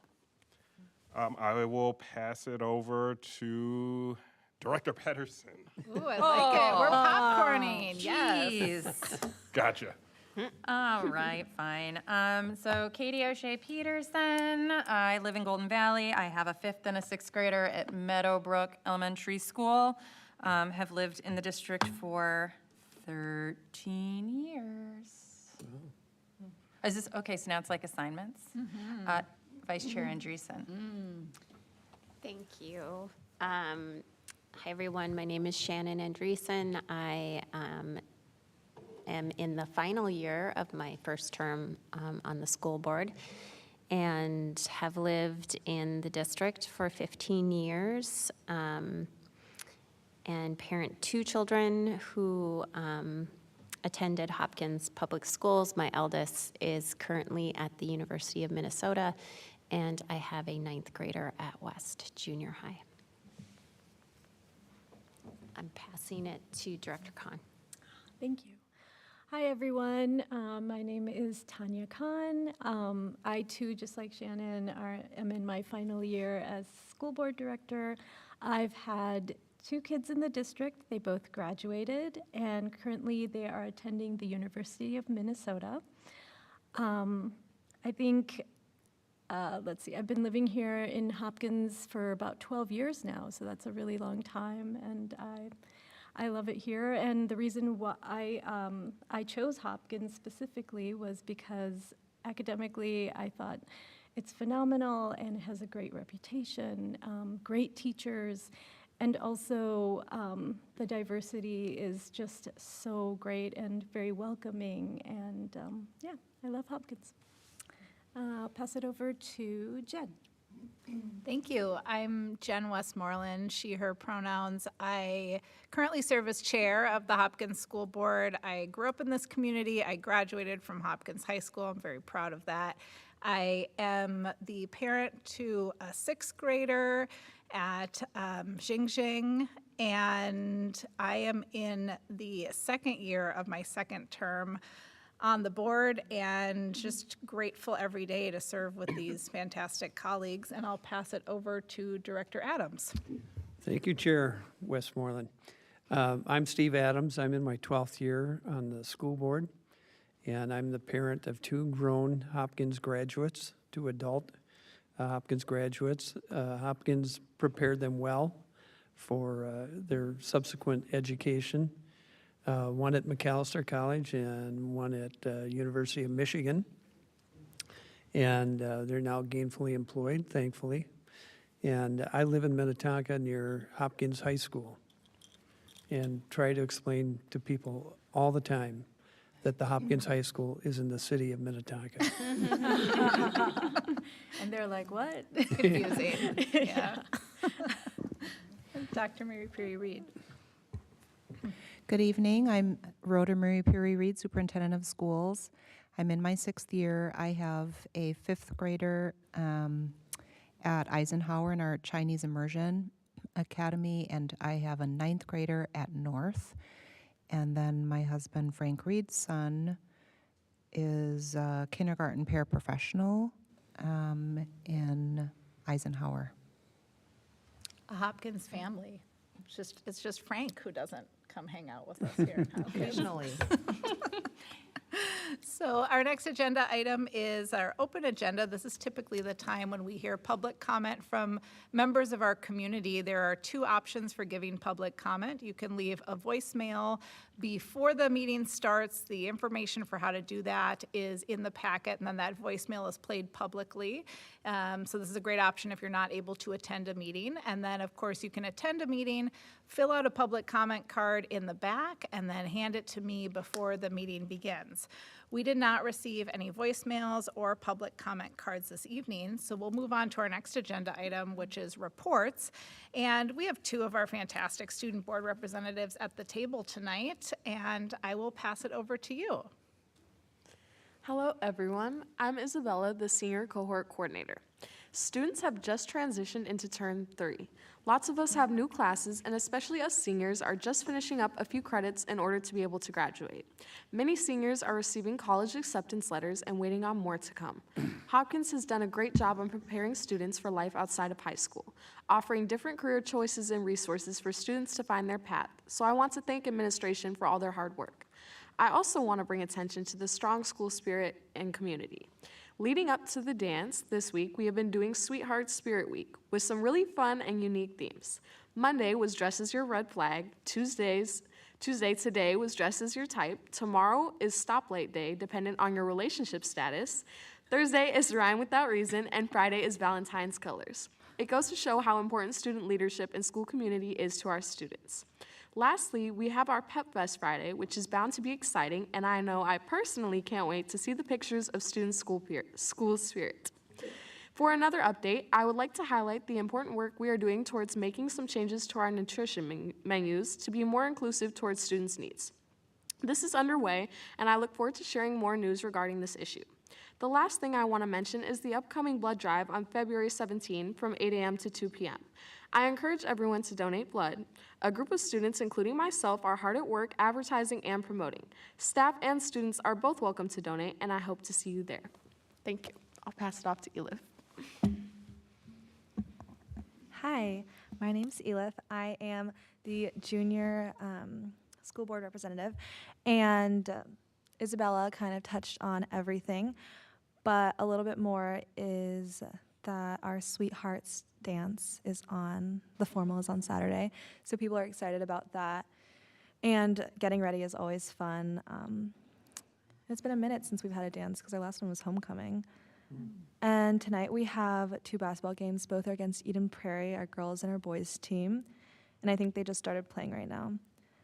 And that's pretty much it, other than something that's been in discussion is the recent informational thing that was sent out to parents about IB grades being converted to a GPA. Just from a student perspective, I think it was very much out of the blue, and I think I mostly heard poor feedback on it and its implementation. I don't think anything has come out on the benefits of it.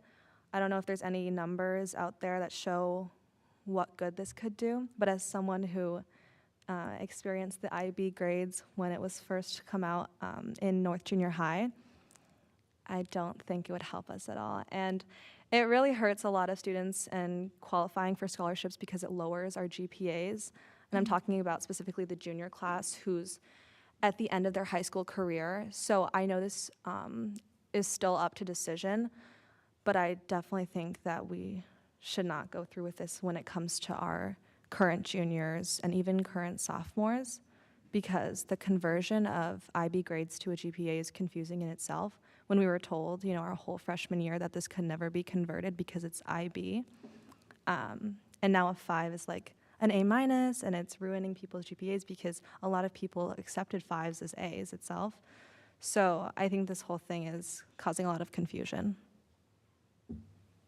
Thank you very much. Dr. Mary Perry Reed, did you want to briefly talk about the listening sessions for the IB?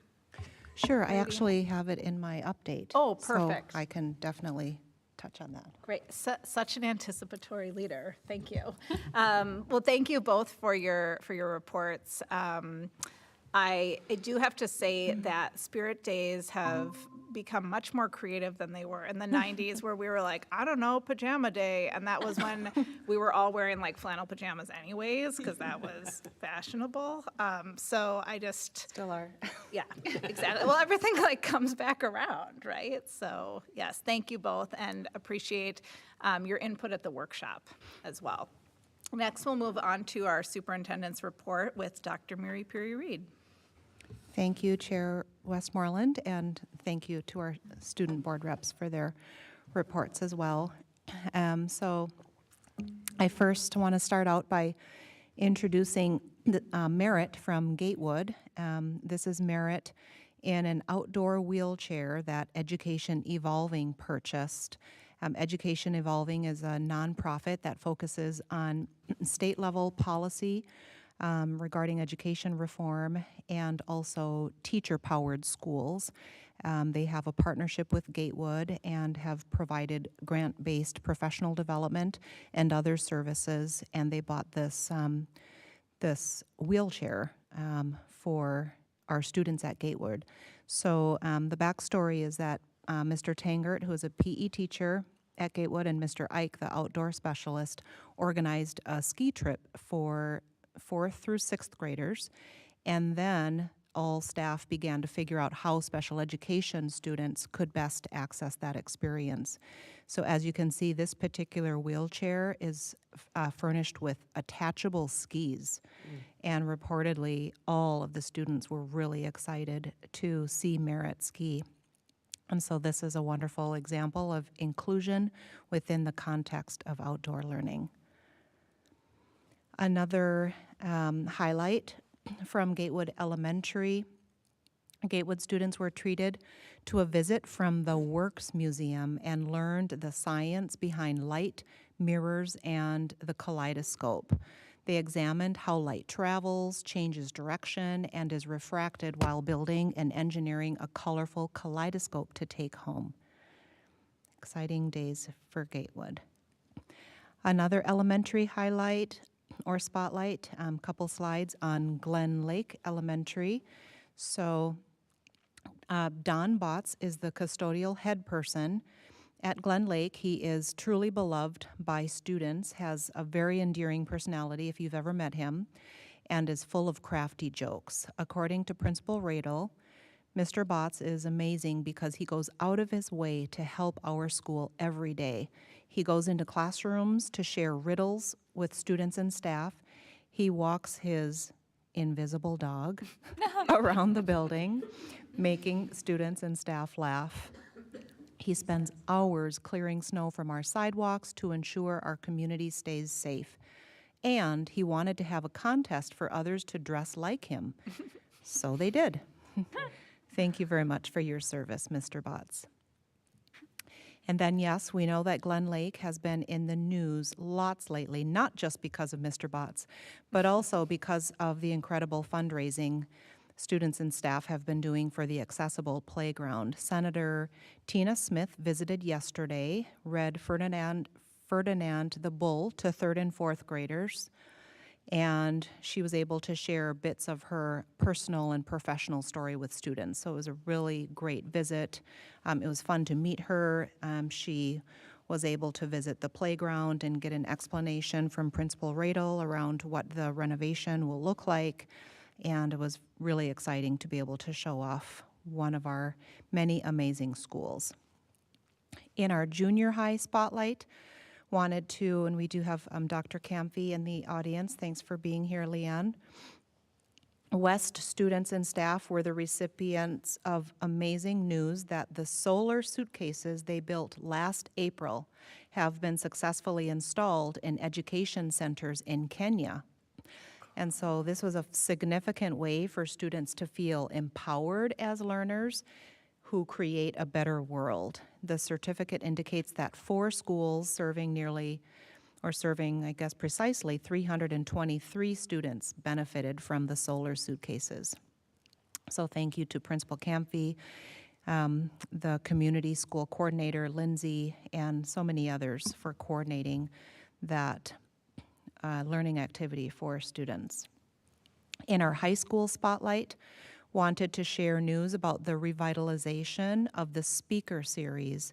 So on January 30, the Royals College and Career Center hosted its first Boost Speaker Series for this year.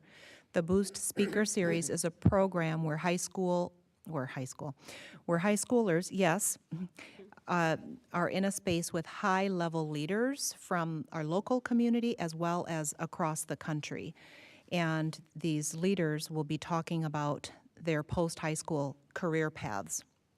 So the speaker to kick the relaunch was Sterling Shirley, the Director of Business Operations and Enablement of Global Technology at Nike. He flew all the way from Oregon just to meet with our scholars. Dr. Kuhl, our college and career coordinator, facilitated, and he was able to engage with scholars. There were probably maybe 50 or 60 students in the space. Were either of you in there? I saw all the posters for it. Okay. I didn't go, unfortunately, Okay. but I definitely saw the advertisement. Okay. It looked really amazing. It was amazing. So definitely go to the next one. So he was able to answer all kinds of really interesting questions, and I think it was very beneficial for students to see an example of what they can become through hard work, intentionality, and just having a vision for your life, for your future. So thank you to Dr. Kuhl, Rick Rexroth, Sterling Shuri, and others for organizing that event. And then just to address Chair Westmoreland's prompt, and also thank you, Elif, for bringing this up. I did want to acknowledge the parent listening sessions that we've hosted in the last few days and really thank our parents and guardians for taking their personal time to show up, to listen to information, and then offer their personal reflections and desires for what should happen. Dr. Kuhl, our college and career coordinator, and a few other leaders have hosted 2 out of 3 sessions to discuss the plan for GPA calculation. The 3rd session is tomorrow, I believe, at 1 o'clock in the afternoon. And also what was shared is the recommendation and how it works. However, we have been finding out from parents and a few students that the recommendation doesn't seem to align well with what folks heard when the IB scoring system was first introduced a few years back. So we really want to be thoughtful about working with people and landing in a place that, like you said, Elif, holds students harmless. Also, Director Alex Fisher and a few other leaders hosted a listening session last evening with many of our Somali parents who wanted to learn more about identity and sexuality lessons taught within health units. So that was also a productive meeting with parents, and I think really what many appreciate about these sessions is there really is an opportunity to engage and to be in person and to have productive dialogue, even if there are multiple or competing perspectives. And of course, always with the goal of landing in a spot that reflects a more shared or collective process. So definitely open to parents and students who want to have further dialogue about either of these topics, or if there are other things on people's minds. Dr. Kuhl is planning on co-hosting with a couple of other staff listening sessions for students. So I think we're planning 2 for next week regarding the GPA calculation. And then we want to make sure we touch base with parents of our parents whose heritage languages are Hmong, Somali, or Spanish, and then we will be debriefing and looking at the feedback, and we'll put together a recommendation that is more reflective of what people have offered. And then finally, I'd love to close with a bang and explain that we are really thrilled to know that 7 of our teachers in Hopkins have recently been recognized by the Minnesota Teacher of the Year Committee. So congratulations to Caitlin Derricott, who is a design teacher at West, Lean Lean Niu, 2nd grade Chinese immersion, Abby Larson, 3rd grade Eisenhower Community School, Allison Wolf, 1st grade Spanish immersion, Teal Thomas, kindergarten teacher at Glen Lake, Laura Grant, art teacher at Glen Lake, and Fatuma Ali, English and Avid teacher at Hopkins High School. And we look forward to cheering all of these Minnesota Teacher of the Year candidates on as they move forward in the process. Thank you, and with that, I'll take any questions. Chair Westmoreland, Yes. how do you get to be nominated for Teacher of the Year? What's the process? So there is a letter that comes from the Teacher of the Year organization. It is sent to all schools across the state. And in particular, principals are encouraged to nominate teachers, but anyone can nominate a teacher, a student, another teacher, maybe even a parent. And so for the last few years, I have been encouraging each of our principals to nominate at least 1 or 2 teachers, knowing that we have amazing teachers, lots of amazing teachers in all of our schools. And once those nominations are sent in, they are reviewed, and a subset of those nominees receive a letter inviting them to send in additional information about their teaching, their profession, their candidacy. And then from there, the candidates are selected for that first round. Thank you. Thank you. Any other questions for Dr. Mary Perry Reed? Chair Westmoreland? Yes. I had a parent write in, and it did kind of strike me, just regarding IB scores and GPA and the potential to possibly have cutoffs because of a GPA not being represented. Is there truth to that?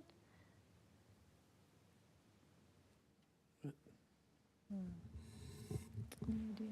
No. I'm not sure I understand the question. I apologize. Oh, that's okay. So IB scores, I'm assuming will they have some translation into a kind of GPA, which? That's the current debate. Okay, that's the Yes. debate. Okay.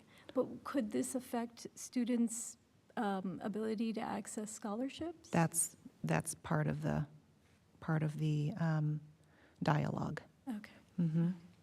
So if you'd like, I can send all board members a link for tomorrow's listening session at 1 o'clock. Oh, that'd be great. And then we'll go through a slide deck explaining all of this information and the components of the calculation process in great detail. Okay. And then it's followed by an opportunity for parents or anybody listening in to ask clarifying questions or to offer their perspectives. Oh, great.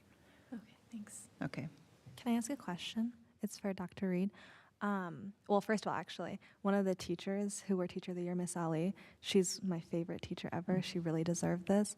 And then going back to the IB, for the calculation of its conversion, do you know how that was decided and why it's happening now and it couldn't have happened when we were freshmen?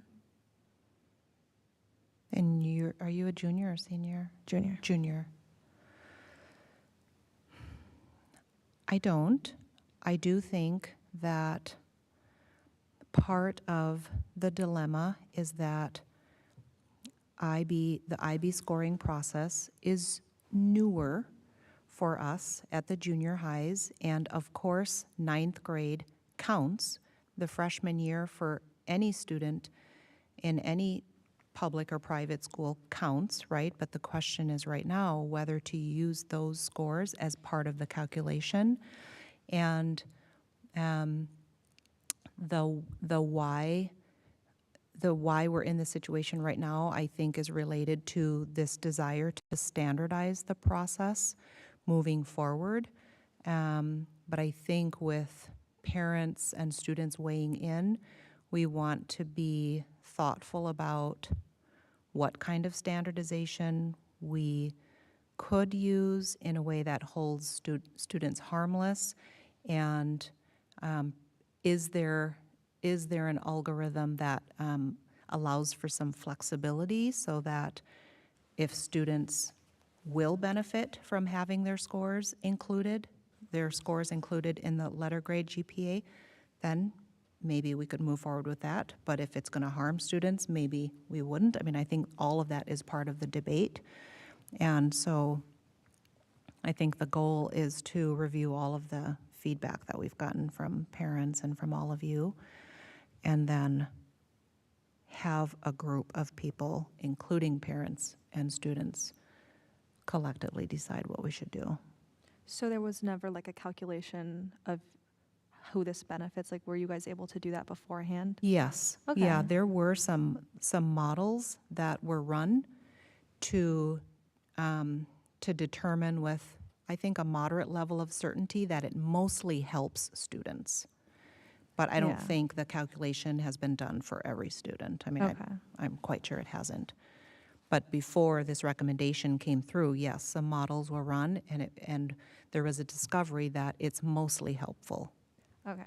The only reason I'm like questioning about this is because I'm also one of the people that it would like negatively affect my GPA because it was during COVID, and most Totally. people sucked, and my grades weren't at their best during then. So my GPA is at a great point right now, but because of my freshman year, it would bring down my GPA, and I think that's happened to like most of the kids who are in my classes and kids who really excel at school right now. It's gonna hurt them. So that's why I think you're going to get a lot of negative feedback when it comes to this decision. Yeah, I think the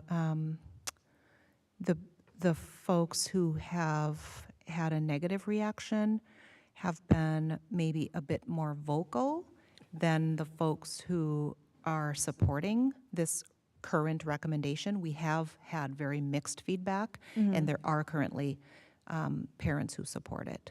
But I think it's our job to host as many listening sessions as possible within kind of a short period of time, and then take all of that feedback and put together something that is going to help and not hurt. Does that make sense? Yeah, is an option for it to be both, like for the school to let students individually pick if they want to do that, or does it have to be one way or the other? I think it's a suggestion we should put on the table, and maybe if you attend a student listening session, you could put that forward. It won't be my decision, so I wouldn't want to say right now whether or not that will be the case, but I think that it's a good consideration to have amongst other considerations. Okay. Does that help? Yeah. I'm not trying to be too vague, No, but I'm it's also okay. not trying to, overpromise or speak to something that really needs to be a more collective process with lots of other people involved. And I'm not the person who calculates, so I don't have the scientific methodology in my brain. Thank you. Thank you for those good questions. Thanks, Dr. Mary Perry Reed. So next I would look for a motion to approve the agenda. So moved. I have a motion. Is there a second? Second.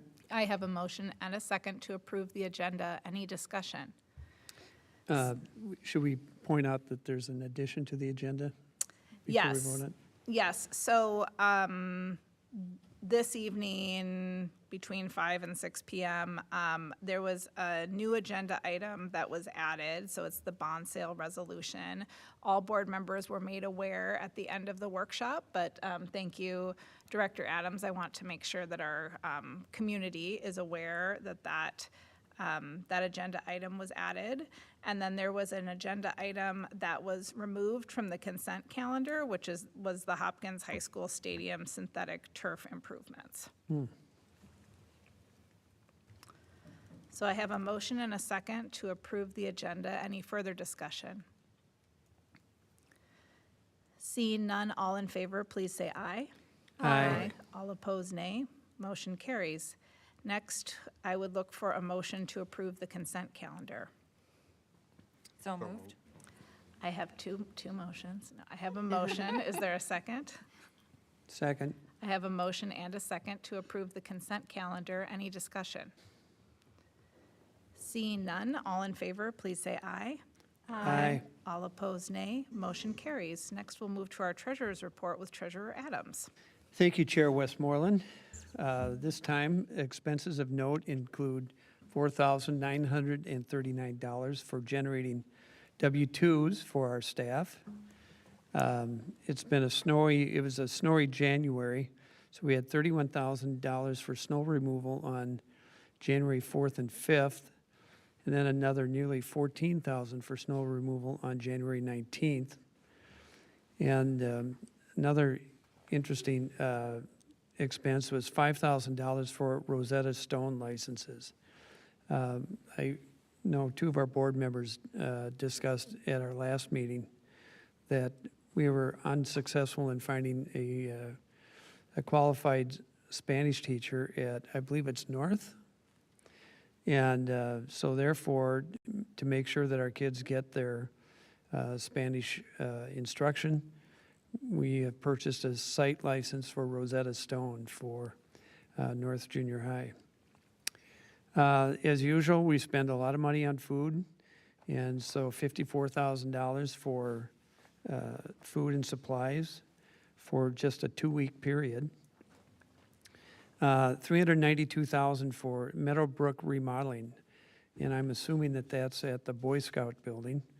There's a big dumpster that I've noticed outside there, so we're going through some remodeling of that facility that we just purchased a few years ago. Sign of the times in the season, $4,000 for baseball team jerseys and hats. And then an interesting one, $162.50 for photo booth rental at the Hopkins High School preview night last month. So they must have had a photo opportunity there. So with that, I move that we approve total disbursements in the amount of $2,292,000 and $147.99 for the period of January 18, 2023 through January 31, 2023. I have a motion to approve the treasurer's report. Is there a second? Second. I have a motion and a second to approve the treasurer's report. Any discussion? Seeing none, all in favor, please say aye. Aye. All opposed, nay. Motion carries. We will move on to new business. Our first agenda item is policies and first read. I will turn it over to Vice Chair Andreessen, who heads up our monitoring committee, and invite Assistant Superintendent Lightfoot to join us at the table. Thank you, Chair Westmoreland. Before the board are 2 policies that are part of our annual review.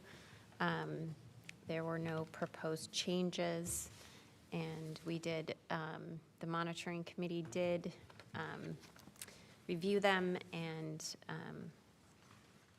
using our equity lens tool, which we discussed, our equity impact analysis tool, which we discussed in the workshop earlier. And with that, I will turn it over to Assistant Superintendent Lightfoot to walk us through each policy individually. Thank you. The first policy the monitoring committee reviewed was 520 student surveys. This is a required policy that is part of a heavily driven statutory requirement by the Department of Education, Federal Department of Education, as well as some guidance from the Minnesota Department of Education. You'll see that there are no recommended changes. It is consistent with the original work that was done with the Minnesota School Board Association model policy in 2016, and no specific changes at this time. We'll be open for questions on 520. I have a comment, Chair Westmoreland. Yes. This just relates to surveys in general, but I can say that the student survey that's done every 3 years by the state of Minnesota is very helpful to school districts and school board members around the state. And I would urge parents to allow their students to take those surveys, because it really helps point us in the right direction as to what additional efforts we may take for certain of our scholars, and future direction for the district. So the student survey is I think, which is what prompted the creation of this policy. But it's been a little controversial, but it's really useful. So I would urge parents to continue to have their students take that student survey. Excellent, thank you. Any other questions or comments? Great, I think we can move on to the next policy.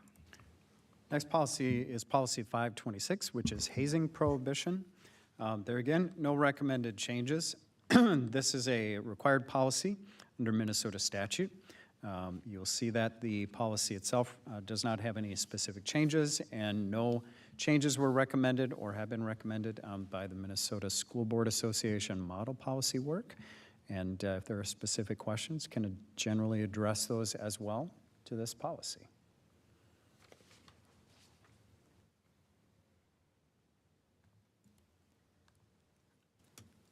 I don't believe there are. So with that, I would look for a motion that the board approve the above policies in first read, and that the board direct the administration to prepare the policies for approval in second reading at the next meeting as part of consent. So moved. I have a motion. Is there a second? Second. I have a motion and a second to approve the policies. Any further discussion? Seeing none, all in favor, please say aye. Aye. All opposed, nay. Motion carries. Thank you very much.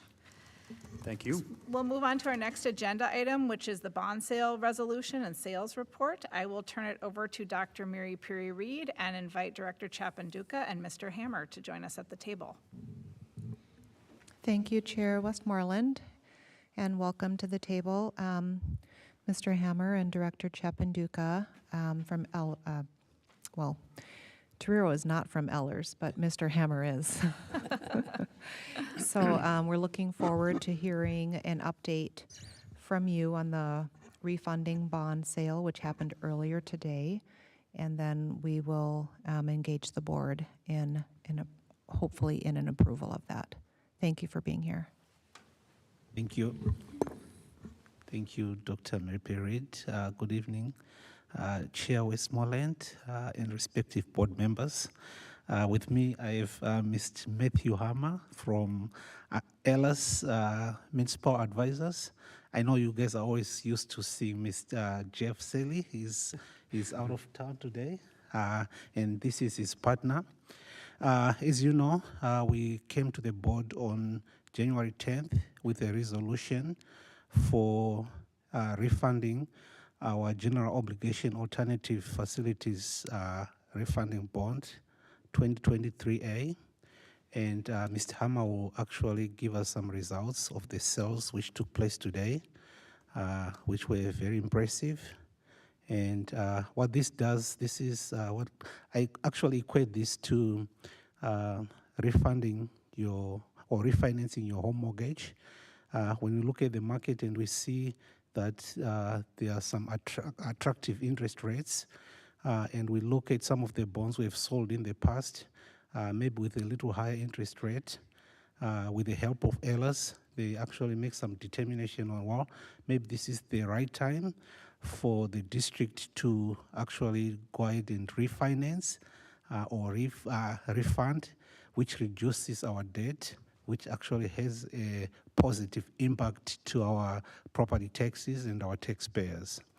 That being said, I will give the honors to Mr. Hammer to give us some of the highlights for today's sale. Yes, so thank you, Torero. Good evening, board members. My name is Matthew Hammer, and I'm from Ellers. And like Torero said, you've been used to seeing Jeff Seeley, but he's on his way to Crookston this evening, so I got to come to your guys' meeting tonight, so I think I've got the better end of that deal. We did end up taking bids on your 2023A bonds this morning, which are refunding the district's 2013A and 13B outstanding or callable maturities. And we actually were looking at this as part of the LTFM issue at the time that you guys did a few months back. And at that time, rates had come up, and we had chose to take that off as part of that sale. But rates have been coming down basically for the last 6 weeks. And we really hit a good time in the market today. So if we go back to the pre-sale estimates, we were estimating back at the beginning of January, we were looking at about 170,000 of present value savings. We ended up with about triple that, so $750,000 of present value savings that will go back to reduce future debt service levies on the district's debt service levies moving forward. So that's outstanding news. We ended up receiving 10 bids. There was a lot of demand in the market, and we've been seeing a lot of demand in the market as of late. Municipal securities, there's not a lot of supply, and the demand is really high to invest in municipal securities at this point, or tax-exempt municipal securities, which has been holding rates down, and we've been seeing rates stay down and come down since the beginning of the year. So I think you did get an update to your rating. There's an update to the rating that you received on the last sale. It's just a press release. Nothing much changed in that regard. So the district's rating was affirmed as part of that process again. But so with that, I think there's outstanding news. Obviously, we met our objective by saving debt service levies in the future for taxpayers, and outperformed our pre-sale estimates last month. So really good news all around. And I can answer any questions folks have. Who submitted the bid Yeah, that you're? so that was a good question. So Huntington Securities was the low bidder at 2.46%. JP Morgan was the second low bidder, and then the highest bid was from BofA Merrill Lynch, and they offered a 3.79% interest rate. So we were assuming a 3% rate, and ended up with a 2.46% interest rate on the bonds. That's great. That's great. It is. Right. Yeah, I mean, your top five, or your five lowest bidders were all within a few basis points. So it was pretty tight bidding on the top five bids, and then there was a little bit of further spread on the upper end. And we like to see at least three, so having 10 bidders shows you kind of the demand. And obviously, your guys' district is highly sought after from a bond sale perspective with your outstanding underlying rating. Excellent. Any other questions from board members? Chair Westmoreland? Yes. Just a comment on the process. I'm astounded we had 10 bids, because I remember in the past where we only had 3. Right. And you like to have a lot of different bidders. And I just think these are always the easiest votes to take. Anything that saves our taxpayers $750,000, I think it's a no-brainer. So I'm appreciative of the process. Thank you. Any other board member questions or comments? So with that, I would look for a motion that the board approve the bond sale resolution. So moved. I have a motion. Is there a second? Second. I have a motion and a second to approve the bond sale resolution. Any further discussion? Seeing none, Clerk Ross. All right. So we're going to start with the new clerk this year. I'm going to start with Treasurer Adams. Yes. What say you? I say aye. Nice. Vice Chair Andreessen.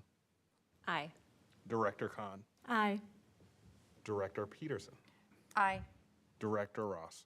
Aye. Chair Westmoreland. Aye. Thank you. So 6 ayes. Perfect. Thank you. I heard 6 ayes, 0 nays. Motion carries. Thank you so much. And we hope that you can join us again, Mr. Hammer. Yeah, thank you for the opportunity to work with you on this, and we're pleased with the results. So outstanding results today. Wonderful. Thank you. Thank you, Director Chapanduka. Thank you. Next, we will move on to our board member reports. Yes, Director Khan has some very exciting news to share. I do. So I nominated Isabella McCoy and Oscar Wolf, our senior board reps, for the Caring Youth Awards, and they will be there at the ceremony. They have been selected, and so I'm very excited. I understand that the Youth Caring Awards ceremony will be here in our boardroom, so I hope we all can attend. It'll be on February 23rd, and very well deserved nomination. So it's not going to be at the Minnetonka City Hall? Yeah, I mean, according to this email I received from That's Jaleesa Yeah. Smith. And then I believe Elif told me that Steve nominated her. I did. I Yeah. nominated two students, Oscar as well, Okay, and Elif Ozturk. Right. So, and she was selected as well. So Right. we've got yeah, so we have 3 students. 3 students. Yep, Wonderful. and that's my report. Thank you. Director Adams, what's going on over there? Well, besides nominating students, CFAC has been meeting to review district finances and enrollment projections and hopefully make some recommendations to the board at our next meeting. So they met on Friday, January 27th. The following day, I attended a celebration of life for Barb Latondras, who is a former high school English teacher at Hopkins High School and mother of Chris Latondras, former board member here. And it was quite a turnout and very sweet service. So got to recognize her. I should also mention that Dorothy Welch, who for a long time was the gifted and talented coordinator for the district, and then served in a similar kind of role at District 287, passed away last week too. So we respect and thank her for her contributions to the district. Last Friday morning, I attended the AMSD meeting in person. I noticed that I think Jason was logged in on Zoom. Was I right? Or You were correct. okay. And Superintendent Mary Perry Reed as well. The main presentation was by Adash Uni and Kathy Erickson from the Minnesota Department of Education. And they reviewed the governor's proposal for education for the upcoming legislative session or the current legislative session. And it was, I would say, a mixed bag. All the major education organizations were hoping for a 5% increase next school year and 5% the following school year. And we did not get that. We got a 4% and 2% recommendation from the governor. But as Adash pointed out, everything is negotiable. And once you get to the legislature, things can change. So keep your fingers crossed, and hopefully we'll see some increase in funding on the formula next year. But it is, in total, a very generous budget, $6.9 billion for education, which I don't think has been that high in a long, well, if ever. So the governor is very, very much focused on children and learning in the state of Minnesota. And then LAC has been meeting on a regular Friday morning basis, and we did again last Friday, and just reviewed our plans for the upcoming month. So that's my report. Excellent, thank you. The other board member reports. Vice Chair Andreessen is smiling at me, that's why. I don't have much to report beyond that it is very encouraging to go to LAC meetings and find about all the things that we've been working really hard for public education for years and years in the state of Minnesota. And things seem to finally be moving and quickly, and it's just great to see that we have a state legislature that values education and families. Yeah, it's exciting. Elections matter for Yeah. public schools and so much more. Excellent. So on Sunday, I had the opportunity to meet with a group of Hopkins students and some Hopkins alums, and then some youth from our community who are part of the Generation Enhanced Network, which is a group of young people who are working to meet the needs of youth in our community through systemic change. And one of the projects they're working on right now is a fundraiser event for Resource West that will take place on March 14th from 4 to 7 p.m. There was an event in the past called Empty Bowls that was a fundraiser for both Resource West and ICA Food Shelf. And this event that is only for Resource West is taking place on the day when Empty Bowls has taken place in the past, which is the second Tuesday of March at the same location at the Hopkins Center for the Arts, but has a different spin to it. And it's called Gathering to Grow. It's a free community-focused event centered on showcasing, celebrating, and sharing the diversity of our community. And it is being powered by youth in our community. And so I will share more information about that as I have it, but definitely save the date because that will be an exciting event. Chair Westmoreland, Yes. are we allowed to make a donation to Resource West at that event? Oh, absolutely. You are encouraged to make a donation to Resource West. Well, Thank good, you. good. Because I always made one to Empty Bowls. I want to make sure that. Oh, you know, yes. Wonderful. They get some additional funds this year. Fantastic. Yes, Resource West serves our Hopkins schools families in so many different ways. And, you know, they've always been a crucial community partner, but especially during the pandemic, we really leaned on them for support for so many people in our community. So yes, donations encouraged, of course. And you don't have to wait until the fundraiser either. You could do it online. Great.